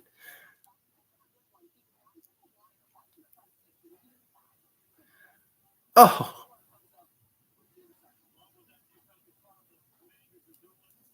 All right, anyway. What were they thinking? Were they high when they designed this shitload of...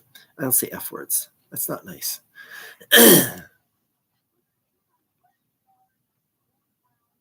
Yeah, what's up with the Raiders beating the Seahawks? The hell? Jets are 7-4. I know. Should tell all the new corners your love for all the newcomers your love for Six Flags. I have a video that already tells them about that. Sorry, I'm late. Stuck at work. Uh-oh. Get him, Alk. Alk, whatever numbers your name. Alk, get on him. Fill him in on everything he missed. You and your stupid job making you late again here. I tell you. You ever see that scene in Goodfellas where they tried to put the postman's head in the oven? That's what I'm going to do to your boss. All right, Scott, you give me your boss's name. Into the oven, he's going to go head first.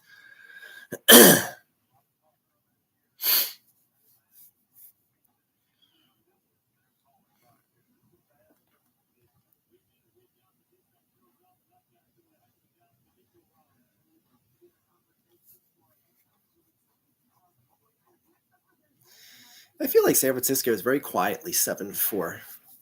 I don't think anyone really takes them that serious.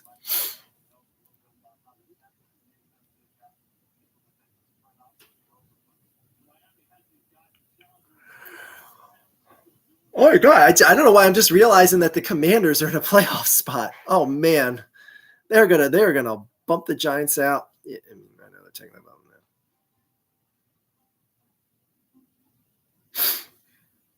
now. Oh, hello.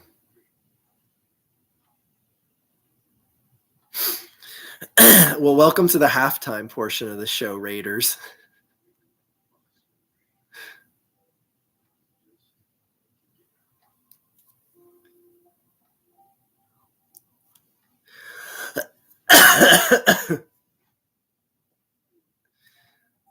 Okay, well, whoever Tom DeGrassi is, thank you. The raid of the Andrew Nation is upon thee. Well, thank you. $50 from the Grasso raid. So if anyone could tell me who Grassi is, I'd like to personally thank him.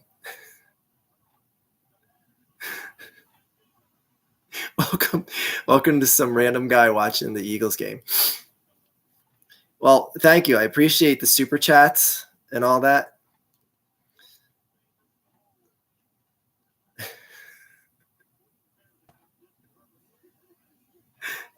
Chaotic good. Okay. Okay, I get it now. It's a Packers guy. I've love for the Packers Nation. So for those of you who don't know, that welcome Raiders. I am actually a former resident of the state of Wisconsin. So I don't know if you guys are doing it to throw shade on a guy who you think is like a loyal, always here in Philadelphia, but I used to live in the state of Wisconsin, and out of all the places I've lived, I can tell you the one place that shuts down for football more than anywhere else is not just Green Bay, but the entire state of Wisconsin when the Packers have a football game. I have never seen anything like it. And trust me, they love their football here in Philadelphia.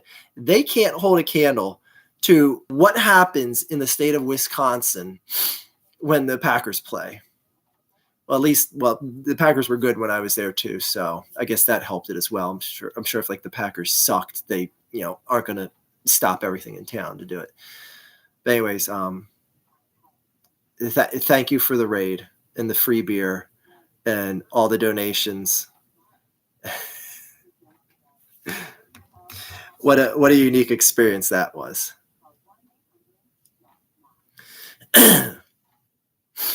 Well, thank you everyone for coming in tonight. Go Pack Go. But I don't think you're winning tonight. So anyways, now that that's out of the way,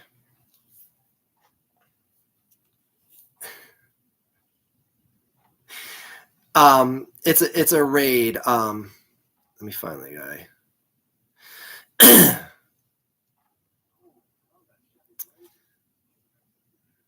I'm trying to find Tom Grossi. Hold on.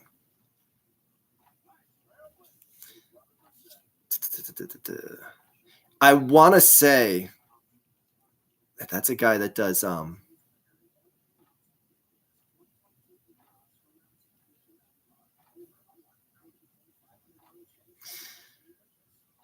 yeah, he I was going to say, I don't think he's just a strictly Green Bay guy. I thought he does just like NFL in general, because I want to say I've heard that name before.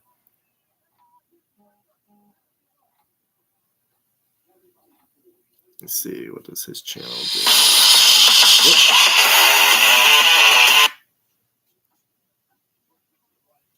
Jonathan saying, "What's up, chair?" Oh, there he is. What is up, chair? All right, we're good. We're good. And yeah, okay.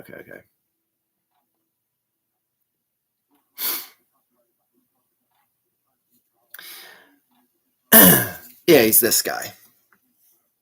I'll put a link. I'll throw his link in the chat if you guys want to see who it is. But I know people that'll do that. They do their live shows and they'll send people out on a raid. Which the fact that they started throwing money at me, like throwing 50s this way, I was like, okay. So, anyways, thank you, Tom Grossi. I want to say I've seen him on like a panel with Urinating Tree, if I'm not mistaken. I want to say he's a guy that's done panels with Urinating Tree, if I'm not mistaken, but I could be wrong about that. Because I know I've heard that name before. But anyways, thank you, Tom Grossi, for swinging by. Shit, dude. Tom Grossi for. Oh, sorry. But anyways, that made halftime. I'm glad I wasn't doing some sort of organized thing during halftime here for you guys. But that was a pleasant little surprise. They do have a weekly stream with Urinate Tree and a few others on Thursday. That's okay. Then that's where I knew him from. I was gonna say, when I the name sounded familiar, and then when I saw him, so yep. Thank you, Tom. Much love. Shit, man. We had a small little thing going on here, and then they dropped in to say hello for the game. Wow. Anyways, all these Raiders, and they ain't from Oakland. Yes. He's a Packer fan who streams all the primetime games. Okay. I came here to troll Niner Empire.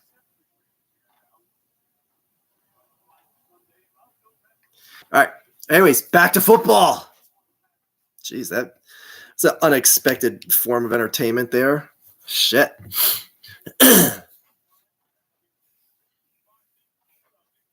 And thank you, Tom, for your generous fans. Like, damn. I don't even know how much money I made there. There's a couple people that dropped 50s.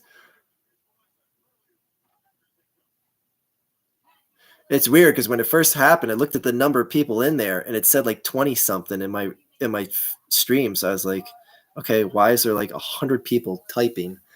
And then it went up to several hundred. Matt LeFleur. How is New Dog doing? Oh yeah, did you guys see my community post? Let me find that. Hold on.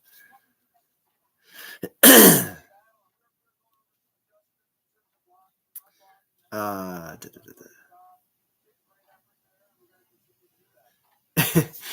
did a community post where it says Ukrainian volunteers take care of hundreds of stray animals in Odessa. It was from the Sun in the UK, and they used Ukrainian New Dog as the thumbnail image. And I was like, "You damn right, you use Ukrainian New Dog in the thumbnail image." But yeah, New Dog's doing fine. Other dog that I guess we haven't picked out a name for the black dog yet is fine. She just gets sit on all the time by the kids. Well, actually, the kid, the middle child, thinks that she's a couch. Yo, Snoop Dogg showed up at halftime, blazed up the whole stadium.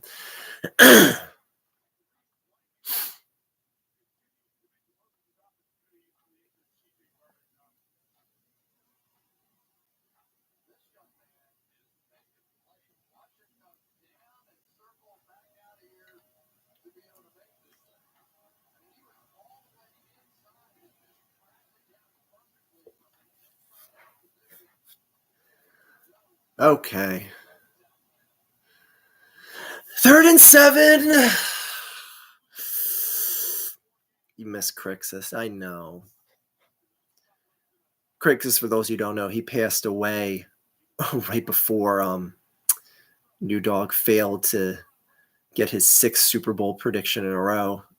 He passed away a couple months before that, for the 49ers Chiefs Super Bowl. Is that 54? Super Bowl 54? Yeah. Or 53. Whatever it was. Anyway.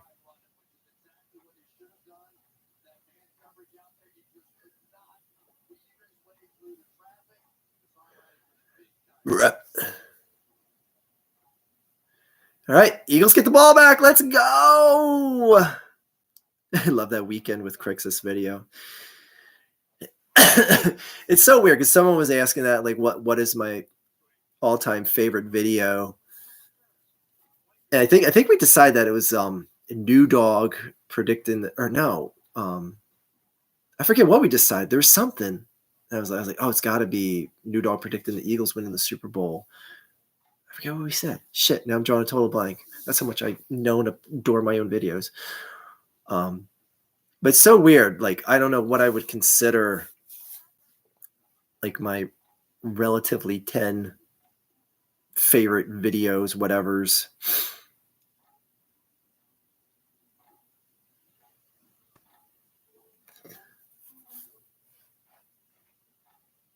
It's halftime still wrong. How's Boogie doing? Boogie's not doing too good because of sorry, respiratory virus, guys. Anyway, not June the King. June the King's made videos about him, but what the hell is the name? That guy just made the video about Boogie 2988, and he's blown. Sunny V2. Thank you. That's like the 3rd or 4th video he's made about Boogie too. But now Sonny is way bigger than he ever was at any point that he made videos about Boogie before. And he just did like the whole re-synopsis and pointing out how much he deserves to be broke and all that. And it was just, it was great. the Boogie saga is just an ever impressive just reflection of internet stupidity and self-inflicted wounds that one could ever possibly witness. Pig still worse for me than Boogie. Pig? I don't even know who that is. How old are you now, Arch? For my age, I'd be considered an elder. But for a mountain, I would be but a youth. Pig Roach. No, you know who that is. Him going after Moist Critical is pathetic. Oh, Boogie? I know. Well, that's all he can do, because once people turn on him, he goes against it. It's like, oh, I don't have to try and kiss his ass to be an ally because he doesn't like me. Because Moist came out and said that, once I went the e-begging route, that's a sad, pathetic thing to do.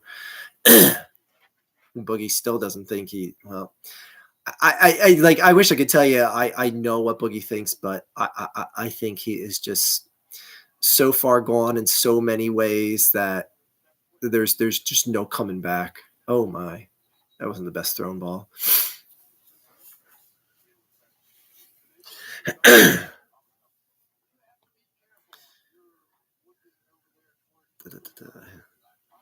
Got attacked in Returnal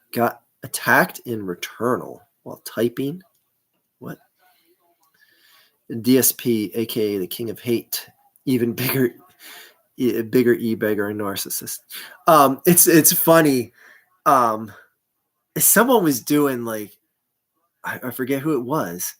It might have been Moist Critical, where he said, like, if you type in DSP, the like in a search bar, or if like you do a channel search for DSP, it's like two other channels that aren't him, because the channels or the content making fun of him is the algorithm has identified that more as a marker of a search result than his actual channels or content, which is astounding. Like when it gets to that point, you're done. Like, I mean, you could type the Archfiend in. Well, if you type the Archfiend, it's probably going to be like a bunch of like Yu-Gi-Oh shit or whatever, but you're not going to find some like the anti-Archfiend channel or something being the first result. Wasn't DSP the one who got caught in mass? You know what? I've said this since day number one, Miracle, when that happened. DSP did the whole thing of like him masturbating and getting caught. I saw that as faker than a $3 bill the second it happened, because he is a guy, much like Boogie, who they're both at points where it's like, just, well, whatever. I need attention, because attention at least gets people to watch my content. Because DSP his name is already Mud. So like, what's the difference if people think like, oh, your name is Mud and you got caught jerking off on stream? Like, okay. Well, is that any much better or worse than where you were before? Because he did the thing, like, those of you who didn't see the video, it was like this, like he was watching and he just saying, tissue. Okay, well, let me try to, oh, the camera was live? Oh my. Like, you fake as shit. Anyways, I thought that whole masturbation scene was fake as shit, and to the point being that is that someone like you are referencing it years after it happened. Like, trust me, that is what he wants from it. And that's what we got, because we're talking about it here today. We're giving it like that's the thing. That's why I won't mention the big fat pedophile anymore. That Eagle, that quote unquote Eagles fan, the big fat 500-pound pedophile that's living in wherever doing who knows what. Just mentioning him is just giving him what he wants now. But yeah. So, anyways. DSP exclusively has hate watchers. It is disrespectful to still wonder if Hurts is a franchise quarterback. Yeah, I know, man. I know. And it's going to be interesting to see what he gets paid in his next contract. Oh, let me I was gonna say, let me get the Space Jam thing warmed up a little bit, but we lost yardage on that play. He just wanted a cupcake. You know what? The thing that drives me crazy is that I'm like, did people listen to the chat transcript or read the chat transcript or before he went there? People make it sound like EDP got put on the spot and he was like, oh, let me think of something. I'm here for a cupcake. It's like, no, the chat transcript was saying how, I made you some cupcakes. Can you at least just stop by to pick them up? Like that's where it ended. So people make it sound like this stupid fat ass. The first thing on his mind was food, so that's what he blurted out to the predator poachers. But I'm like no, that's because that's where the chat transcript ends when he was meeting the supposed 14-year-old girl. Anyway, just a minor nitpick to the whole thing, because people always make it sound like he just pulled that up out of his ass all of a sudden. He did TikTok live and said, "When are y'all gonna let that cupcake thing go?" Hopefully never. And I know he's still getting views, still getting what he wants and all that, and he's never going to get justice for who he is or what he did, and that's a first down and goal to go at the 4-yard line. Don't mess up this momentum. Get this back to a 2-score game, 2-touchdown lead game.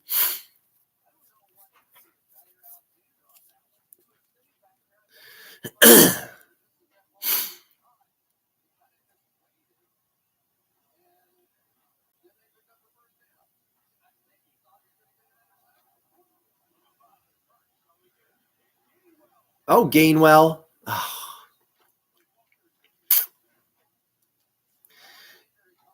See, I say to myself, I'm like Jalen could take this in just on many bootleg plays, but it's like, you know what? Give this touchdown to one of your running backs. Get Gainwell, get Scott in the game. Like let Scott get a touchdown. Yeah, okay. Timeout. Back to the chat.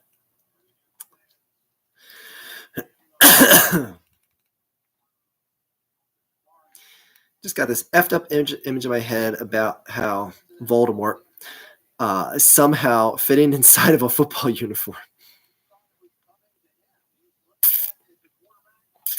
Have I ever noticed that predator catching videos have exploded ever since Voldemort's video? I haven't noticed how much they exploded. I was amazed to find out how much they were actually out and about and how many groups there actually are because of the Voldemort incident.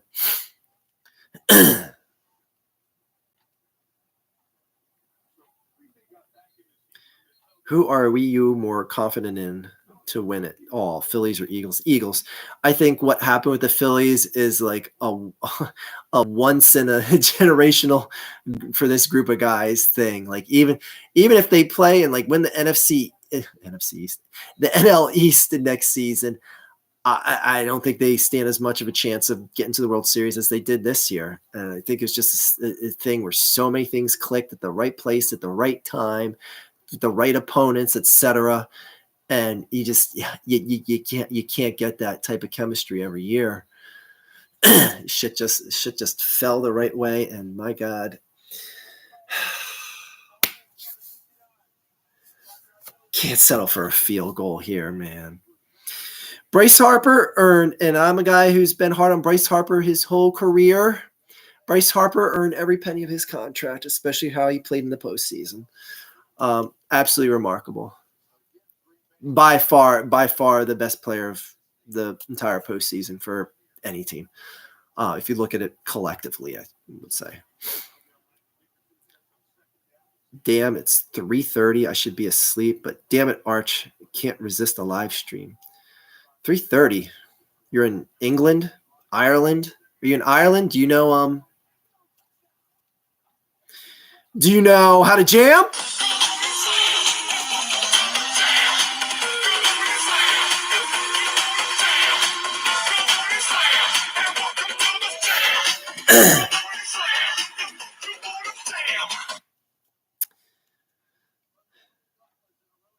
England. Okay. Sproul's old ass. All right. That makes up a little bit for the dropped pass or the dropped catch and run.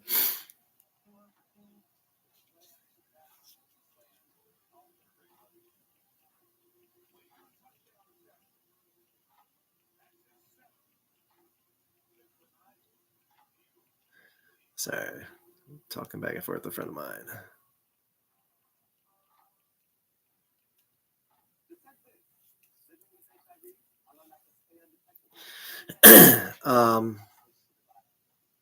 World Series will be in Queens next year. Don't worry. Oh my gosh. Our queen is dead. No need. I got pulled aside at is it Heathrow in London? Yeah, Heathrow Airport, and they did a random bomb test thing on me.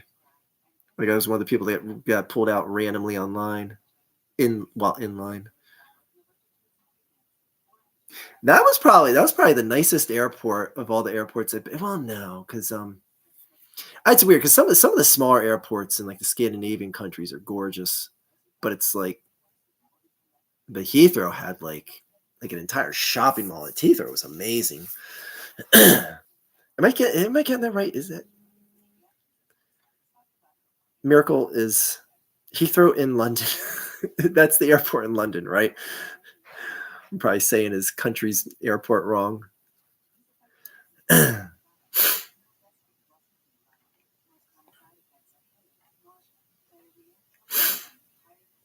How are the Flyers doing? I don't know. How's the pothole doing that gives everyone flat tires on the road in front of my house? I don't have a pothole in front of my house, but still, had to make the point. Heathrow's in London. Yes. Okay. Good. It's crazy. One of my biggest things to do when I got to London was to buy some of the candies that would get mentioned all the time on OSW Review. Trying to think what. Yeah, I took a picture of them. Like I got a crunchy bar and let me just find. I got a Kinder egg that actually had a prize in it because in America you can't put a prize inside a candy. It's actually against the law. So all sorts of living on the edge.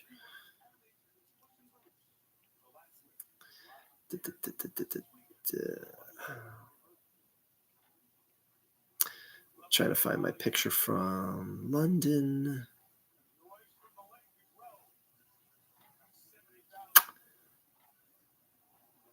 Okay, there it is. Oh, I thought I saw it. Yeah. This was one of the main things that I did. And if what's her name? Miracle. This was some of the finest confectionery finds that your country provided me. And that was like one of the things right away. I was like, oh my God, I gotta go get some of the British sweets that get mentioned on OSW Review all the time.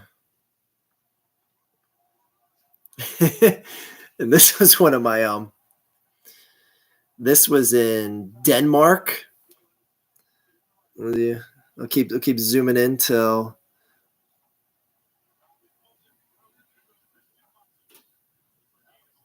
oh, can you make that out? Shit. There we go. Yeah. That's my type of place. Skank. I don't know what that means in Denmark, but the building had the word skank over the entrance. I didn't go in, but I hopefully it's like some sort of brothel or something, but yeah.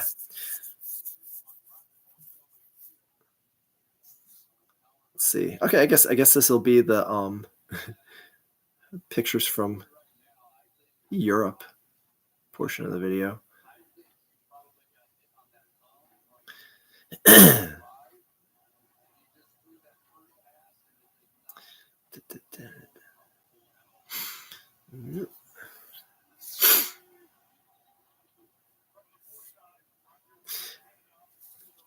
Yeah, this is Oslo, Norway. This is what McDonald's looks like in Oslo, Norway. Look at that. Do McDonald's look like that in America? Look at that. And that guy right where? Okay. That guy right there. That was like the fattest guy I saw in all of Norway. Like he's considered fat in Norway.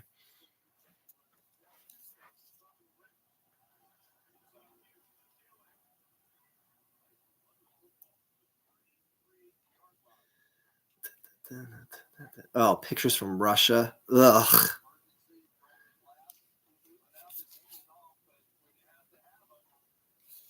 Yeah, we'll skip. I'm not giving Russia any love. Yeah. Anyways, okay. Back to the game. What am I doing? What's going on? Nora loves their white shirts, eh? Yes, they actually do. How many places in Europe did you go to? Have I visited any Asian countries besides Russia? I actually did not go to the Asian portion of Russia. I only stayed west of the Ural Mountains, which is considered Europe. It's technically not Asia. I know, it makes no sense. Damn countries in two different continents. I know, make no sense. But anyways, we flew. And the first place we went to was London. From there, we went to Norway. Then Denmark. From Denmark, it was Germany, Estonia. See, I'm going through the Baltic Sea in my head, and trying to do it because we did the countries clockwise. So it went Denmark, Germany, Estonia, Russia, because that's where St. Petersburg is. Then Sweden, Finland, because I'm going clockwise. Finland, Sweden, back to Denmark again, where we took a plane to Iceland, and then back to America. So yeah, that's all the European countries I've been to. And in case you're wondering, Norway is the best country in Europe, even though I haven't been to all the countries in Europe. Man, why are the Eagles going to give up a soft-ass touchdown now? Homer, what do you have to say about this game? Let me advance him since his second hand ain't moving anymore. What do you got to say about this game, Homer? Marge, it takes two to lie. One to lie and one to listen. Well, there you go.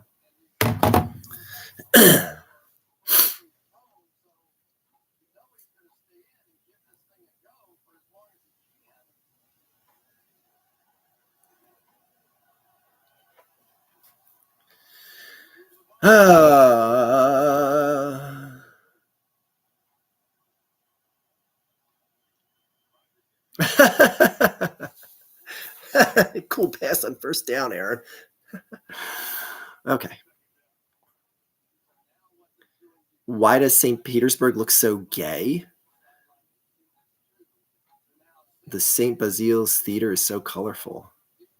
Is that a joke?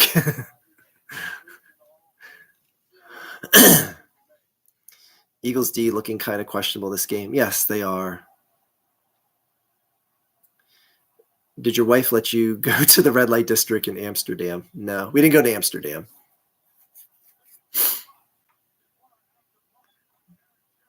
Oh my God, man. They should have stopped him like 4 yards behind where he landed. This is it went from a tough third down to a very easy third down conversion now.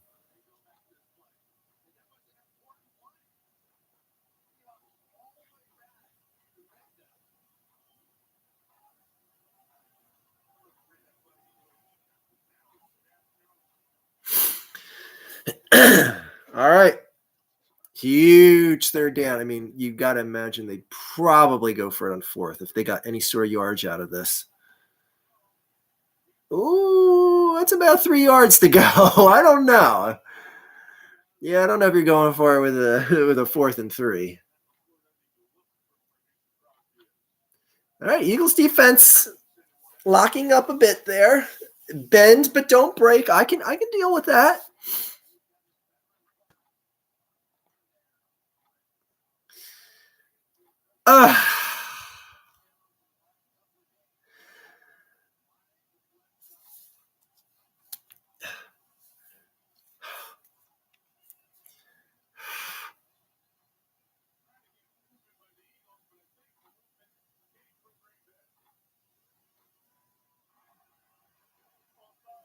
They're gonna say. I thought they were gonna say like a timeout or something got called before that. Okay, I'm good with that. That was a gutsy play, but they know that the Eagles are firing, and they know that the Eagles are probably going to score at least one more touchdown before the end of this game. I mean, what's the odds that the Eagles aren't going to get a touchdown? And well, it'd be minimally 3 more drives. I mean, this is kind of conceding defeat, kicking a field goal here. Stranger things have happened.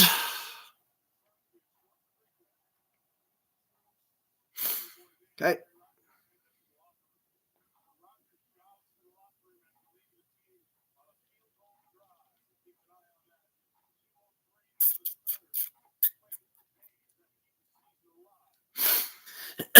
All right, dude, it's game. So I swear Mason Crosby has been a Packer since I've been alive. He was born in 96. Okay, Google. How long has Mason Crosby been on the Green Bay Packers?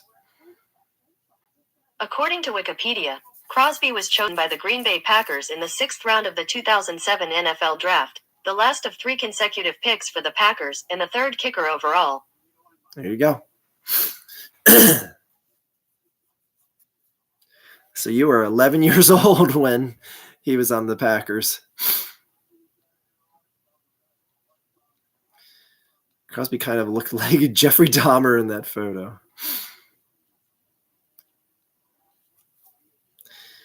Oh my gosh, you guys could be twins. Miracle was born in 96 as well. Do you guys have the same parents?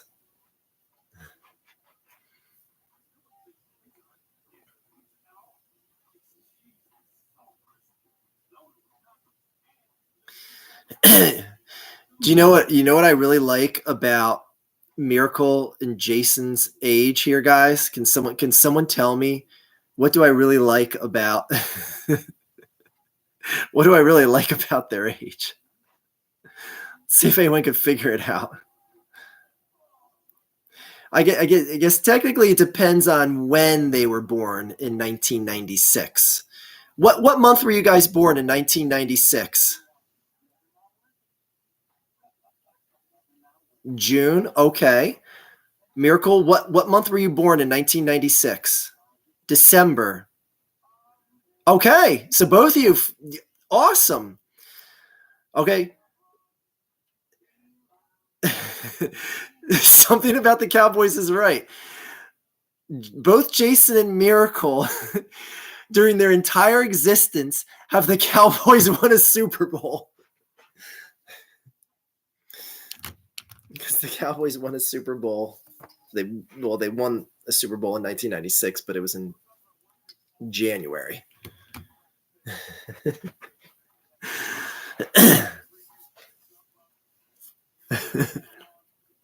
So Jason and Miracle, what NFL team has won a Super Bowl in your lifetime?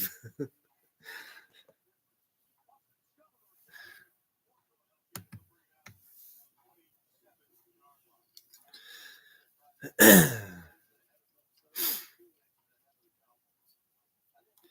right, I'm feeling much better about this game, despite my lungs trying to hurt themselves.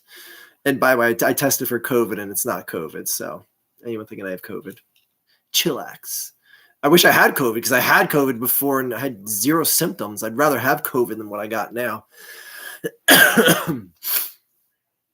Damn kids bringing germs home. The Eagles. I got COVID twice. Shit whooped my ass. I know. I only tested for COVID because people around me had it, and I was like, shit, I was around these people for a couple days, so I guess I should test. And I tested and I got it, and I was like, oh shit, it's positive. And I had to be out of work. And I was like, but I'm fine. That's why it makes me wonder, like, how many times I've even had COVID, for that matter. Because, like, it literally I felt absolutely no different than I did before or after that point in time. But this respiratory virus my kids gave me, shit. This feels 100 times, well, compared to nothing. I guess technically if it feels 100 times greater than when I had COVID, that means they both are zero, because 100 times zero would be zero. Anyway, forget it.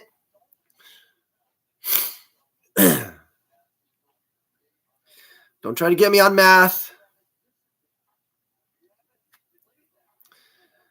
Jalen, just drive down for another touchdown. Let's put up a 40-plus point spot.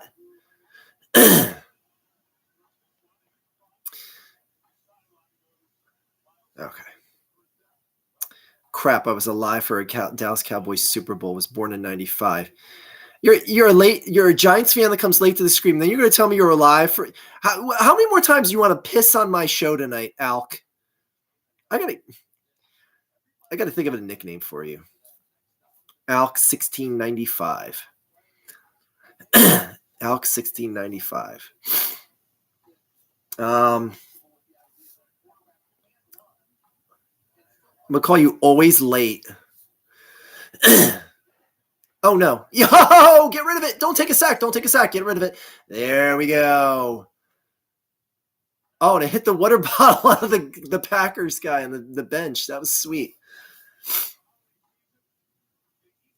Okay. I was alive for 2 Giants Super Bowls. Does that make it better?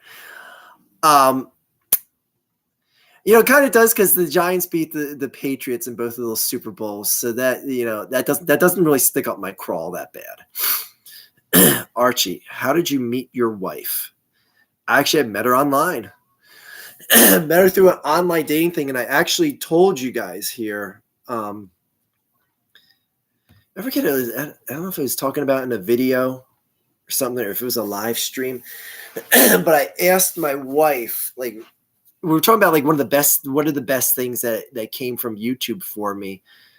And I said probably my wife, because I don't think she would have dated me if I wasn't doing YouTube, because I know in my dating profile, because I had a job, I had my regular job, and then I had on YouTube. So I put, like, my regular job, and I said I have a side job doing video production for Google, which is not a lie.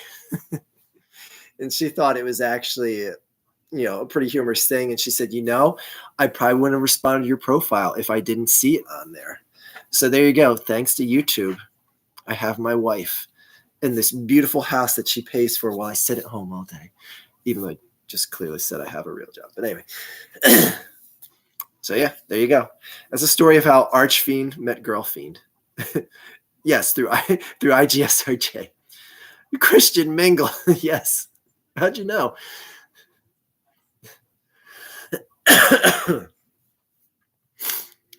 What's my opinion on cats? Not a fan of them. I would never really consider getting one. The Girlfiend's actually allergic to them, so there you go. Girlfiend was only turned on by the Homer clock. I was like, yeah, let me show you a video with the Homer clock. And then right there, had her.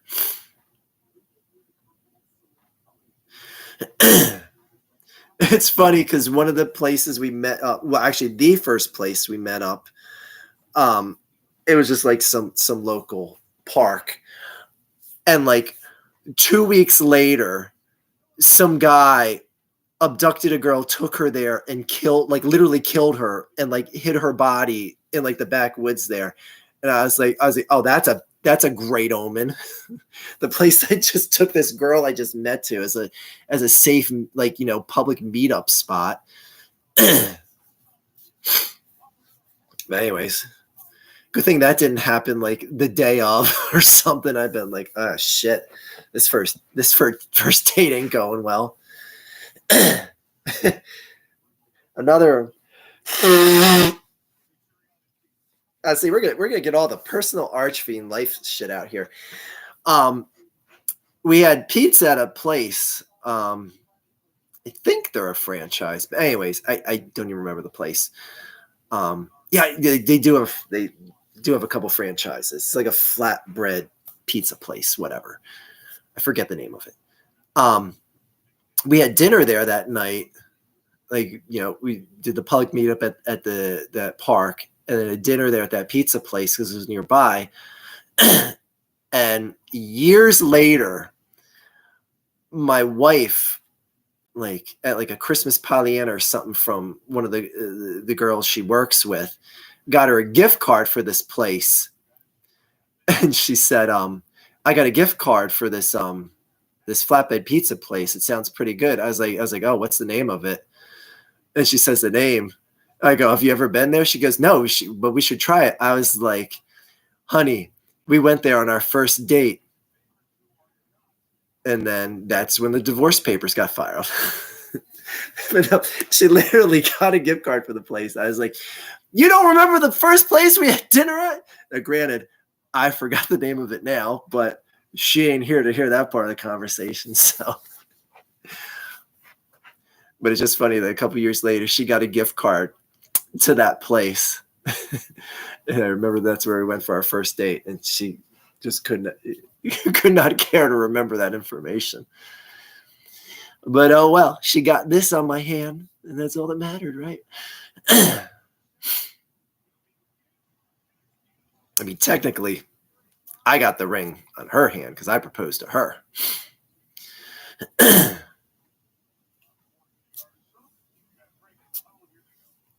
Do you guys remember the proposal of when I proposed to my wife? Because like I talked about it. I made a video because we were live on vacation when it happened. Because a lot of you might be, because this is going back 10 plus years when I proposed to her. Anyways, let me catch up on the chat. To be fair, homework clock. It's a deal stealer. Yep. Sounds like shades of Ted Bundy. But it actually was a Ted Bundy type killing. Like they found the guy that killed that girl. And it was like some Ted Bundy type shit.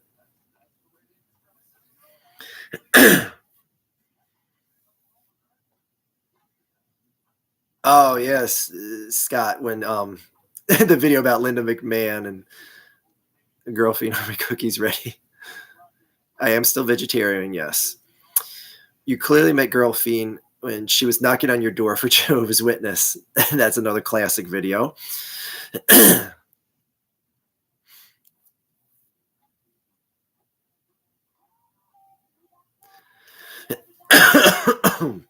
Sorry, the more I read, the worse my voice gets. Normally, she'll let you know about the first date all the time. Yep. Archie is a level 5 vegan. He won't consume anything that casts a shadow. Very true. My first... Sorry, I'm like really dying now. My first date with my wife, 2 broke college kids just eating Little Caesars and watching Daria. LOL, we've been together for 8 years, almost 9. Congratulations, Scott. More the power to you too. Little Caesars.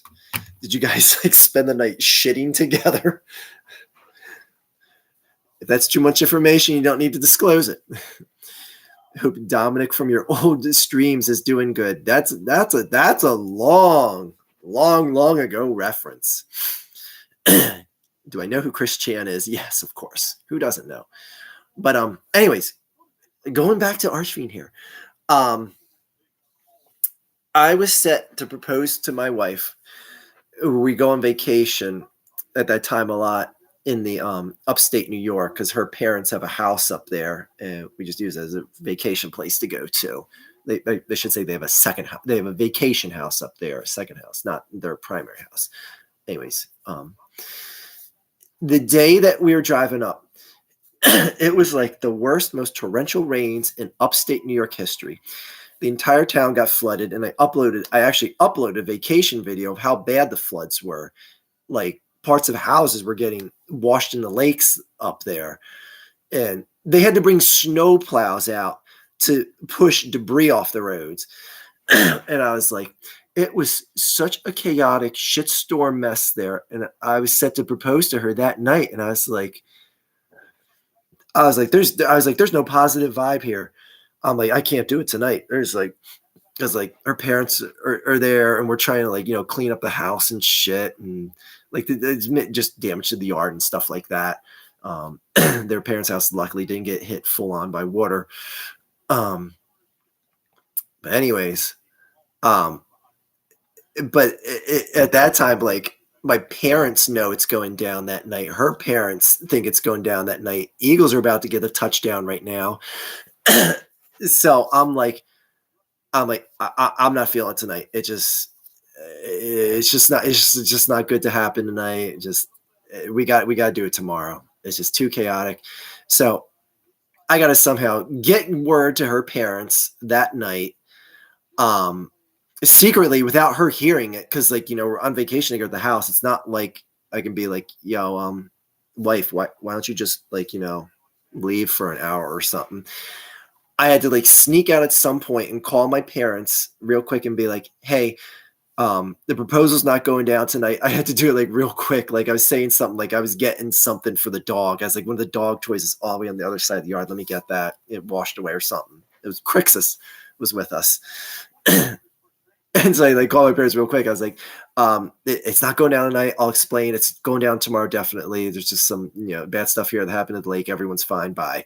Like type of thing. And then it didn't happen that night. It happened the next night. The rest is history. Yeah, it was so weird because I was like so nervous eating. Like when I get nervous, I eat like I'm L.A. Beast. My wife was like, you just sat down at the table and ate like an entire bag of potato chips. That's something like I just don't do for like the hell of it. I was just like, I don't know, I'm hungry today.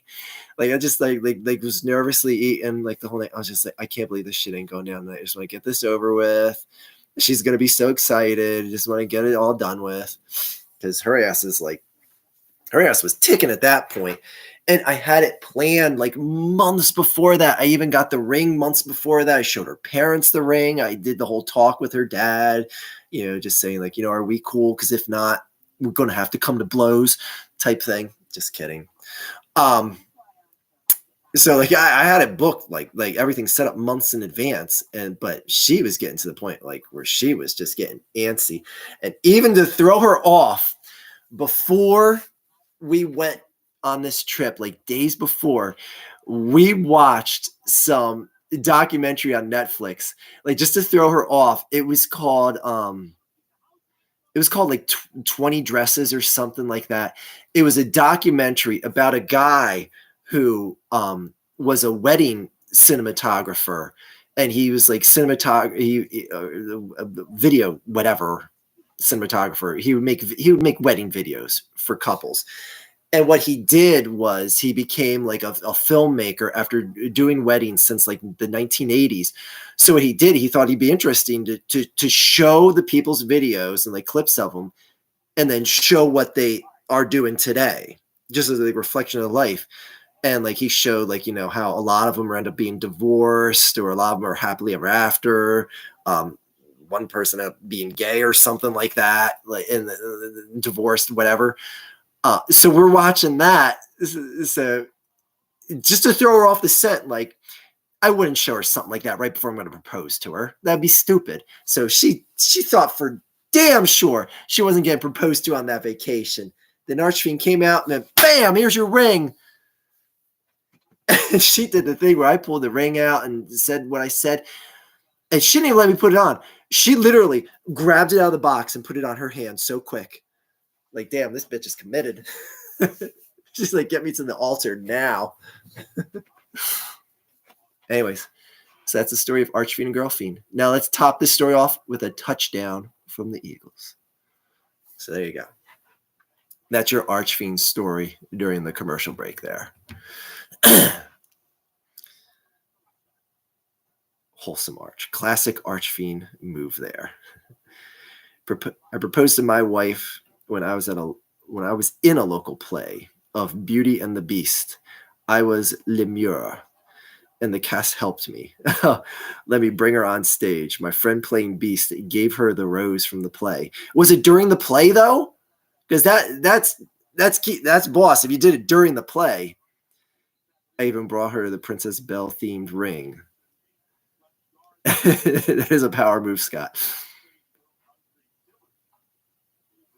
I gotta find out. Was it actually like during the play, or was it like, you know, during rehearsal or something?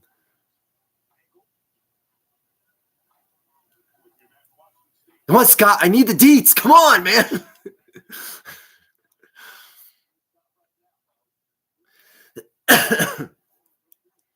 I need the deets before this touchdown. Immediately after. Okay. Completely caught her off guard, but we knew we wanted to get married. All right. Well, you know what, Scott? Let's end yours and my beautiful story with an Eagles touchdown. Okay, so far it's not looking too good or promising. Oh, a solid effort there, though. All right, well, field goal gets it back to a 2-touchdown lead. Let's go. That was almost amazing. Yep.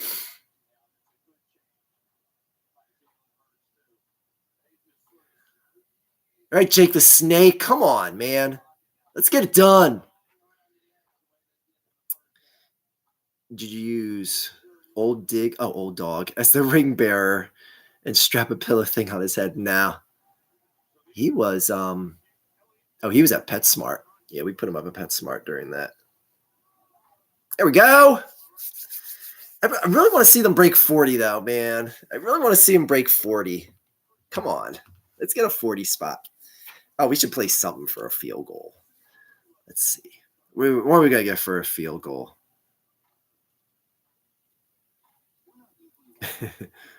Oh, okay. What else can we play for a field goal but? And that's why I kicked your leg out of your leg. Of course. There's no other choice for a field goal than Owen Hart.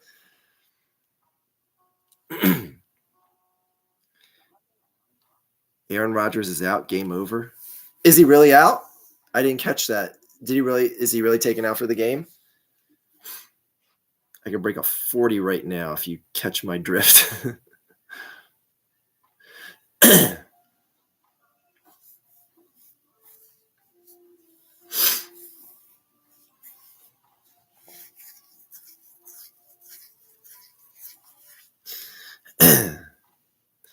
Let them save their strength for the playoffs. I want Hurts in the Super Bowl. I was heading to the locker room, and they kept showing Jordan Love, the backup. Ow. Oh, I was heading like you were on. I don't know why I read that as I instead of he.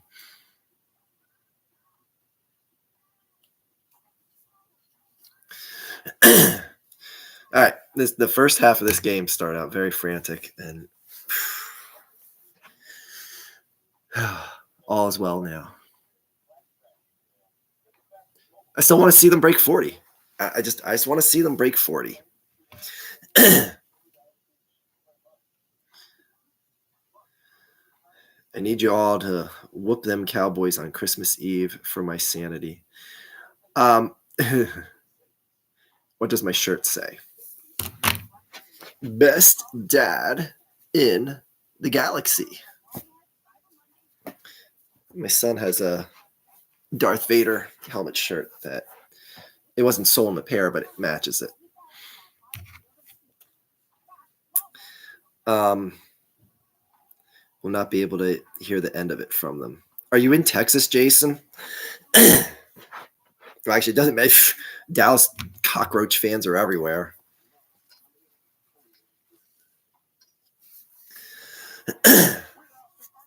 Maybe the Lakers will turn their season around, be doing really good by Christmas, and that'll help Cowboys fans feel a little bit better.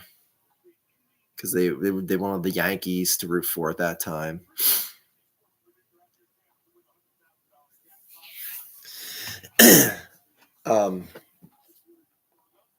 You're in Houston. Yankees too. Yep. I told my wife, I was like, you know what? I love Christmas so much that I can't watch the Dallas Eagles game. Because I'm like, I love Christmas too damn much that it will honestly bum me out if their season is firing all cylinders and they, oh yeah, Aaron Rodgers is going out. Sorry about the voice, guys. It'll just bum me out. If they're gonna play and lose, I'd just rather not see it. Just rather not see it. I mean, let's be real. I'm gonna be checking in on it and stuff, and if they're doing good, I'm gonna be like, oh, turn that shit on. But I can't watch it if I'm seeing it's like a back and forth type game, or if I start watching it's a back and forth type game. I'm like, I'm not ruining Christmas. Not partially, it ain't gonna ruin Christmas, but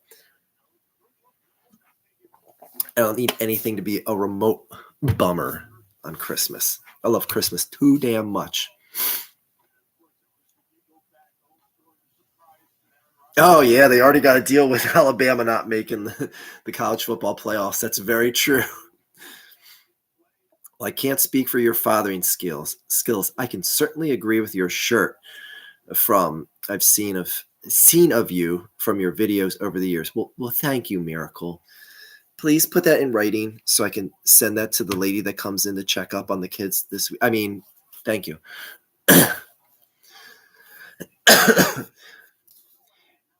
I only said that about the lady coming to check up because I watched that movie Marriage Story a couple days ago on Netflix with Adam Driver and Scarlett Johansson. Hey, it's about a couple that gets divorced. If you guys haven't seen it, but anyways, the court appoints a lady to come check up on Adam Driver and his son, and just basically like view their life at home. To help determine the amount of custody time for the kid and whatnot. So anyways, that completely just who gives a shit as to why I said something is now concluded. That was a good movie, by the way. What's her name won the Oscar? Why am I forgetting her name?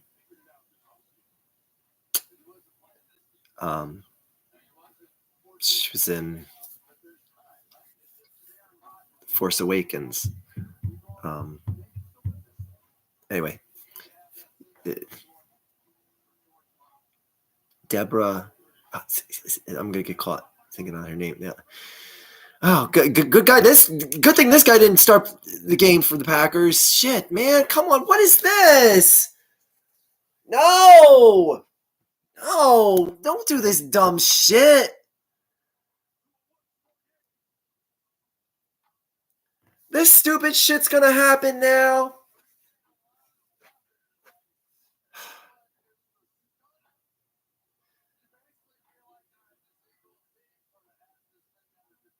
What? Why? Lord Dern, yes. Yes, you're right.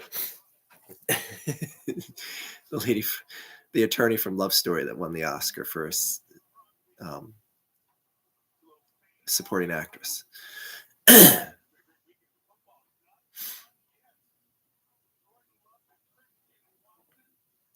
This now just became a must-score drive for the Eagles. I can't handle overtime. I'm going to need a ventilator to get through overtime. I'm going to need the raid by that Packers group to get through overtime.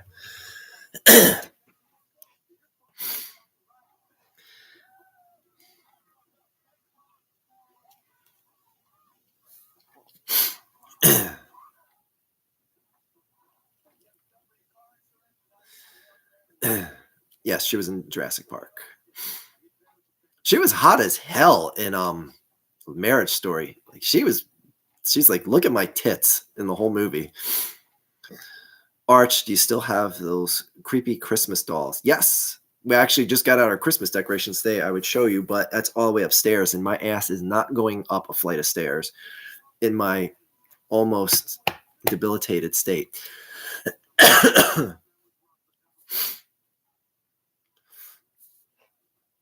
Packers might not make it this year. I think the Eagles are making the playoffs at this point. The Packers are. I'm trying to think. Oh, that's right. Minnesota's the head. I was trying to think of who the head of their division was. If they were, I was gonna say if they're in the NFC South, they could still possibly make the playoffs, but.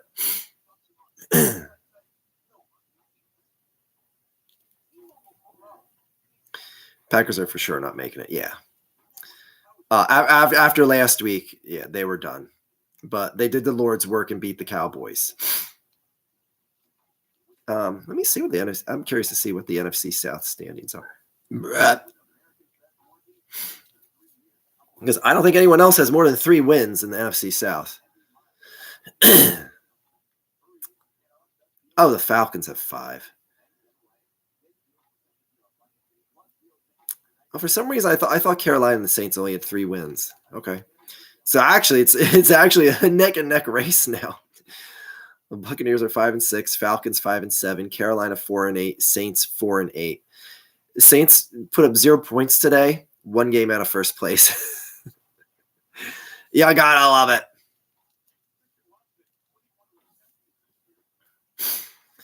Let me look at some stats for the Eagles since I have this open. At least Miles Sanders had himself a day.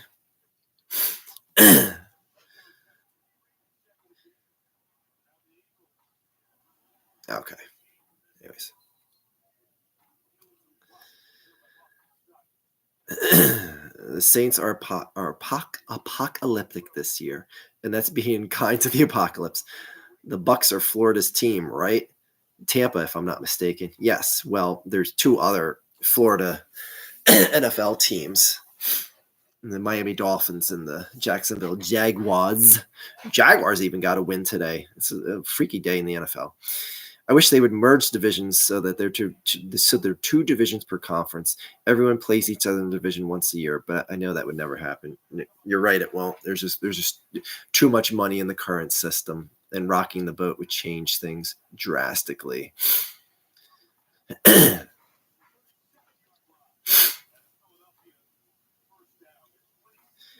Packers are for sure not making it. Oh, yeah, Miami Dolphins, Jaguars are imaginary.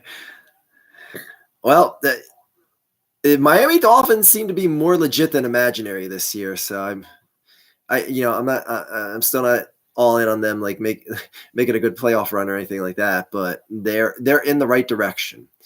And considering what a dumpster fire they left last season with, yeah. Would you ever move to Europe like Undertaker Freak, do the shit that is happening in the U.S.? No, my family would have to be full on board with it. My wife has not even remotely mentioned moving to Europe. Not to mention the fact that she has a horse, and I don't know what type of plane we'd have to get that thing over to Europe.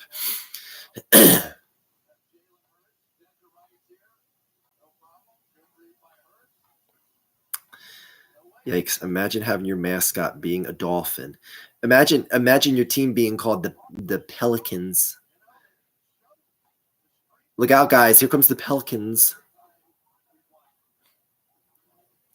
I mean, at least with the Dolphins, they're iconic for being and a dolphin being a key figure in Ace Ventura. So there's at least that. So watching the Jags game today, I didn't realize they had a pool at their stadium. Yep. And if you watch AEW, you see that Matt Hardy got thrown into it at the first Stadium Stampede.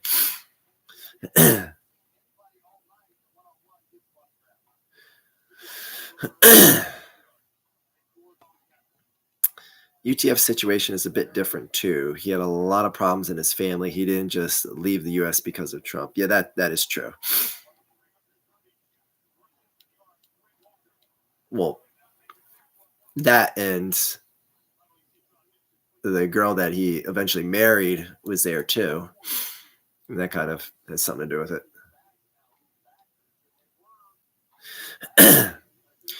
Worst team name is the Browns. I got to take the Browns to the Super Bowl. I don't know. Browns is just kind of like, it's not absolutely anything. A pelican is a pelican. Like, we're a bunch of guys named the Pelicans. We're the Browns. Okay. You're a bunch of colors. Okay. A pelican. Get the hell out of here. No one's afraid of the damn Pelicans. I'll throw some breadcrumbs. You'll run the other way. Get out of here, Pelican. A life goal to avoid hepatitis in the Jag Stadium pool. Yep. Houston had a Major League Baseball team. A Major League Baseball team called the Skeeters. That must have been a long-ass time ago. Does Washington have an official name for the team yet? Yeah, they're going with Commanders. They changed it to Commanders. Last year it was Washington Football Team. This year they changed it to be officially Commanders, which is one of the worst options of the proposed names. And I honestly think they did it because no one thought they were going to pick the Commanders. Everyone thought it was going to be Red Wolves or a bunch of other names that were on the table. I think the franchises want to be like, man, screw it. We're not giving the people what they think it's going to be. We're going to pick something that they're not expecting. Good. Great. Now you're the commies. Have fun being the commies. Oh, minor league. Okay. I think Houston's ML team used to be called something like the Colt 45s, but they changed it early on to the Astros. That I heard of. I heard of the Colt 45s, but I don't know if that's what the Astros used to be. I have heard of that.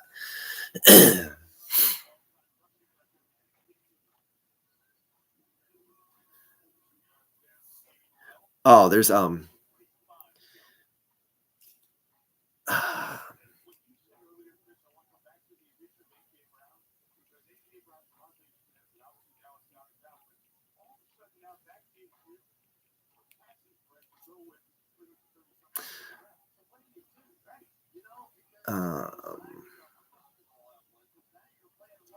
you try and find this.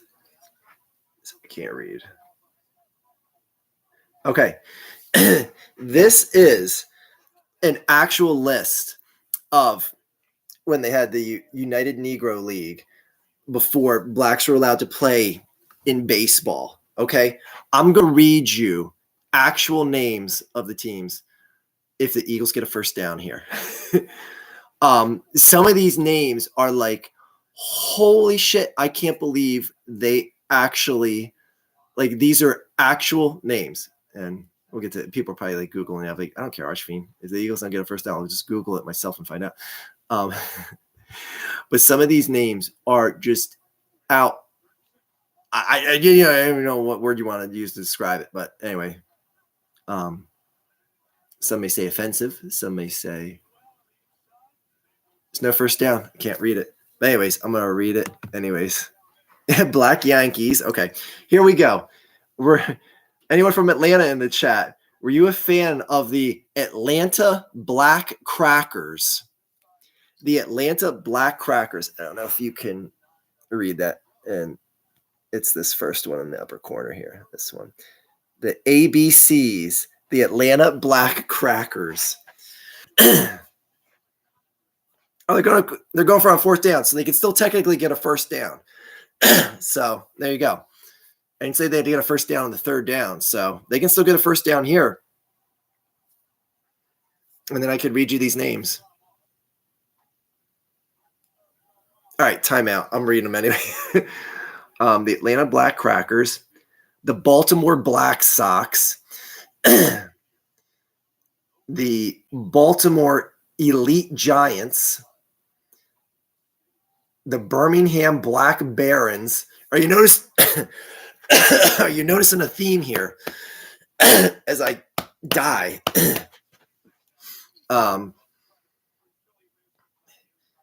The Chicago American Giants, the Cleveland Buckeyes. I actually like that. That's like a combination of of the Cleveland Indians and Ohio State. That's actually pretty cool. I like that. Cleveland Buckeyes. The Cuban Giants. Wow. I didn't realize that was a thing. The Detroit Stars. Them and the damn Star. Come on, let's get a field goal here. Let's make this a 40-point game. Let's go, Jake the Snake. That's a 40-point game. Yeah, let's go. Eagles broke the 40 cherry. All right, now back to potentially the Hilldale Giants, Homestead Grays. I almost thought it said gays. The Indian. Oh, anyone from Indianapolis? Were you a fan of the Indianapolis Clowns? I would seriously buy, like, I'm trying to see if like you can see the logo. I would buy an Indianapolis Clowns jersey. It's that one right there. Oh, damn it. No damn macro focus. Anyways, the Indianapolis Clowns. Imagine being a professional sports team taking the field. Like, who we got to play today? The Clowns? Oh, Jesus. We're going to kill them. The Indianapolis Clowns. The Kansas City Monarchs. Oh, man. Oh, Boston fans, leave the chat. The Hempstead Red Sox. Oh, no. The New York Black Yankees, which we already talked about. The New York Cubans. The Newark Eagles. What? The Philly Stars. The Philly team was the same name as the Dallas team? I can't even process that. My eyes.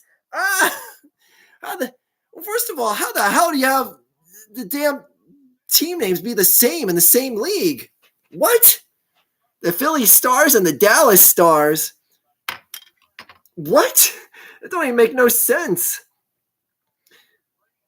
The Pittsburgh Crawfords, like Cindy Crawford. The Pittsburgh.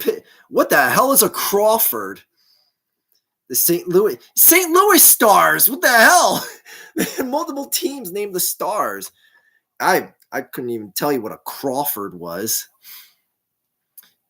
Anyways, yeah, the Packers are going to score again here.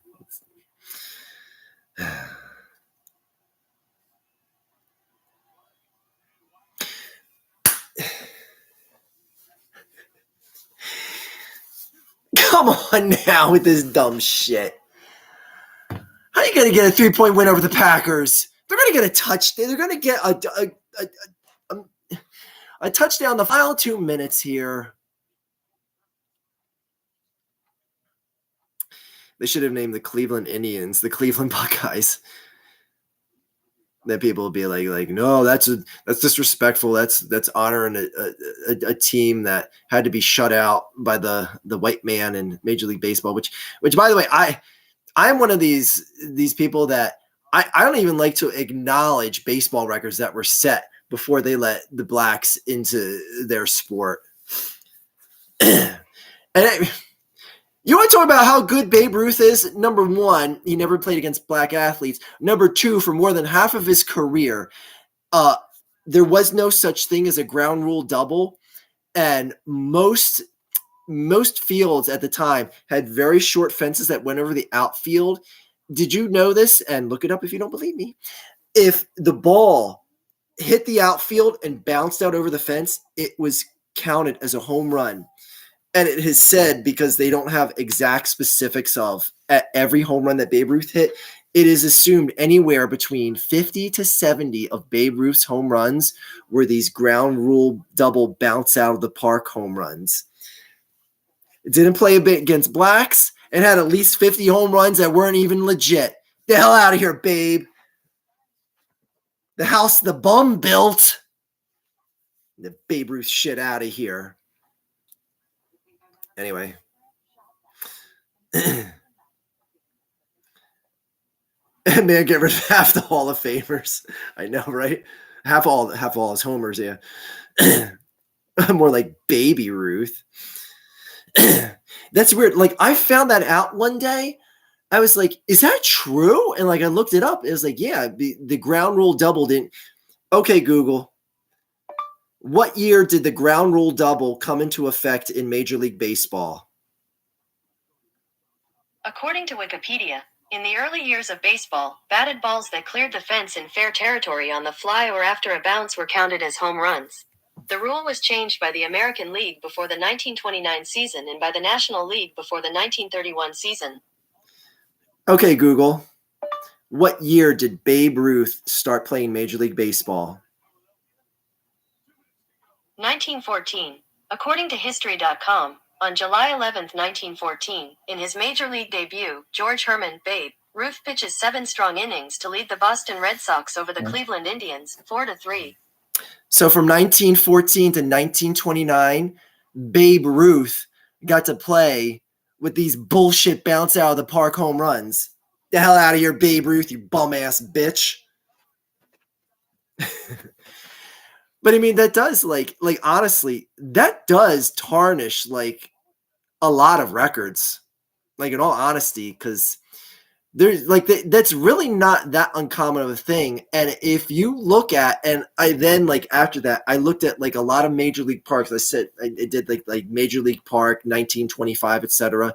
And like looked at a lot of parks. There's a lot of parks that had like a 4 or 5 foot tall fence in the outfield. Like that was that. This dumb shit. And they get an onside kick. They're gonna play. If this game ties, oh my god, Homer, give me something to make me feel better. Homer, come on, I'm having a panic attack. Come on, Homer. Volunteering is for suckers. Do you know that so-called volunteers don't even get paid? Thank you, Homer.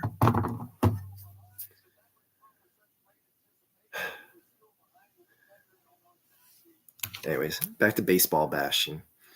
Who played against better plumbers, Babe Ruth or Will Chamberlain? That's a good point. Not to mention, they built Yankee Stadium right field for Babe Ruth. 314 down the line is too short. Yep. A miracle like Sandlot. I remember being a young Cardinals fan and being disappointed when I heard about the Mark McGwire steroid use. Yeah. And he was so blatant about it. He had his bottle like sitting on the it was what then became a banned substance. He was taking I forget what it was called, but it is a steroid like substance. It would be on like his locker room shelf, like while reporters are talking to him. Like you'd see it clear as day. Like I'm sure like if you go on YouTube, you can find old video clips of like news footage. Like that's how like it's just like, yeah, it's just what we take, what we do. Like it wasn't even like batted an eye at. And that's why like because people got into like this debates on me because I always shit on the Houston Astros for being no good cheaters and their 2017 fake World Series win that still isn't a World Series win. But anyway, and this year, yes, is an official win. Don't worry. It's not like it doesn't count because it was against my team. But congratulations, Dusty Baker. That's about it. People are like, well, then, how many teams are you going to disqualify? Like, look at all the Yankees that got called for steroid use. Like, look at Roger Clemens. Andy Pettit admitted to using steroids. Like, guys like that, and they were winning World Series in the 90s and early 2000s. But it's like, yeah, but it's like so many damn people were using the damn things that it's like, okay, it gets to the point where it's like, if everyone does it, then okay, everyone's record stands. Not everyone was doing what the Astros were doing in 2017 and beyond. That's the point. Anyway. Oh, yeah, it would make sense to kick a field goal here. What am I saying? Need a touchdown, a field goal to tie the game. So, yeah, kick the field goal, have much time. Let's make this field goal miss. Nice pun, batted an eye. Only steroid user we acknowledge is Barry Bonds. All right. Not too thrilled that we gave up 33 points to the. I just want a damn convincing win from this team. Is that too much to ask for? Is that really too much to ask for? Why does Jordan Love look like he's 10 years old still? Okay. Look at the Polo Grounds in New York. It was like 189 down the left and right field lines. A pop fly would be a home run. That is a good point. Always late. Yeah, there's a lot of old stadiums that had very short porches. But then again, there's a lot of guys that couldn't hit the ball. But to be fair, no one else during that time was hitting it as well and as consistently as Babe Ruth was. I'll give him at least that much credit. Like there's enough physical proof to prove that he was clearly head and tails above all his competition. But that being said, that bounce out of the field home run shit, and the fields are already on average way shorter than they are today. I have a hard time recognizing his home run records. I think I give him like 450 for legit home runs. Okay. All right. Eagles will manage to win the game. Let's not pull a Buffalo Bills here where their Twitter account is tweeting that the game's over because they stopped the Vikings on 4th down and then managed to fumble the ball in their own end zone. The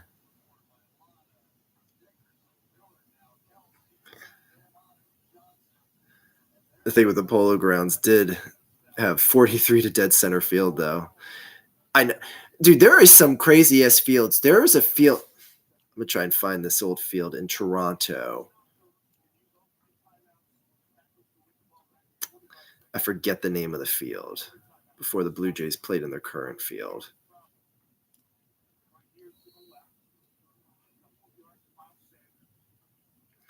It is one of the most bizarre looking stadiums. Yeah. Exhibition Stadium. There it is. Find a good picture. Because it changed its look after a lot of years. But I'm trying to get a big picture of this. Damn it. Hopefully it translates. But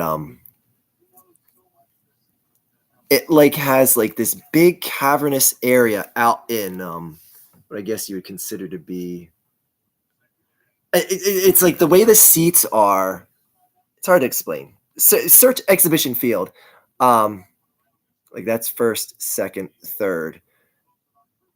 So like these people out here are out in like the boondocks. The scoreboard is recessed behind the wall here by like 50 yards. Like there's this big like cavernous like parking lot area. Yeah, let me put it in the chat.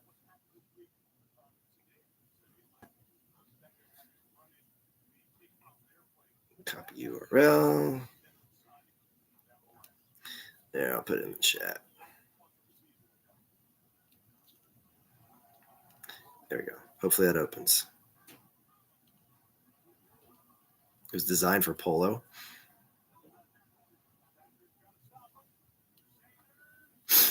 There we go. Ran for a first down. Let's go. All right, anyways, Eagles won.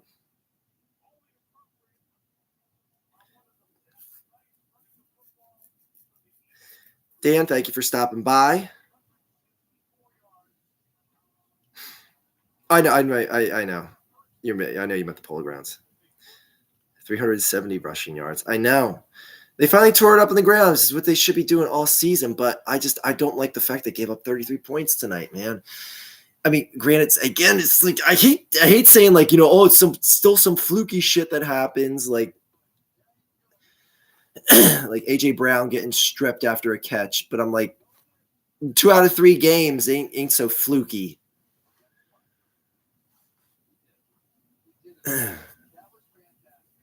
And then the fluky not getting called off sides when you jumped off sides. And then that ended up hurting the Eagles because then you don't get the 4th down and you don't punt. Or if you got called off sides, they would have punted. Anyways, thank you. I will try to get well. I could see the Eagles team getting to the NFC Championship. I could too, but man, I want them. I want them really locked down on defense. I'm not feeling good about this defense. I'm done doubting Jalen Hurts. That much is said. But the defense has got to do better. You got to put big wins against bum teams like this. Just so many shootouts this year. Just not comfortable with as many close games. Anyways, I'm sure my baby's gonna be wake up screaming soon, so I'll sleep for a few minutes. Exhibition Stadium was originally built for Canadian football. When the Blue Jays were established, they converted it to a dual use. Oh my God, some really bad sight lines for baseball. Yeah, I was gonna say, because if you look out in center field, like the people are watching the whole game like this, looking at the field. Like they'd have to be sitting like this or sitting sideways in their chairs. Like thousands of chairs would have to be like that.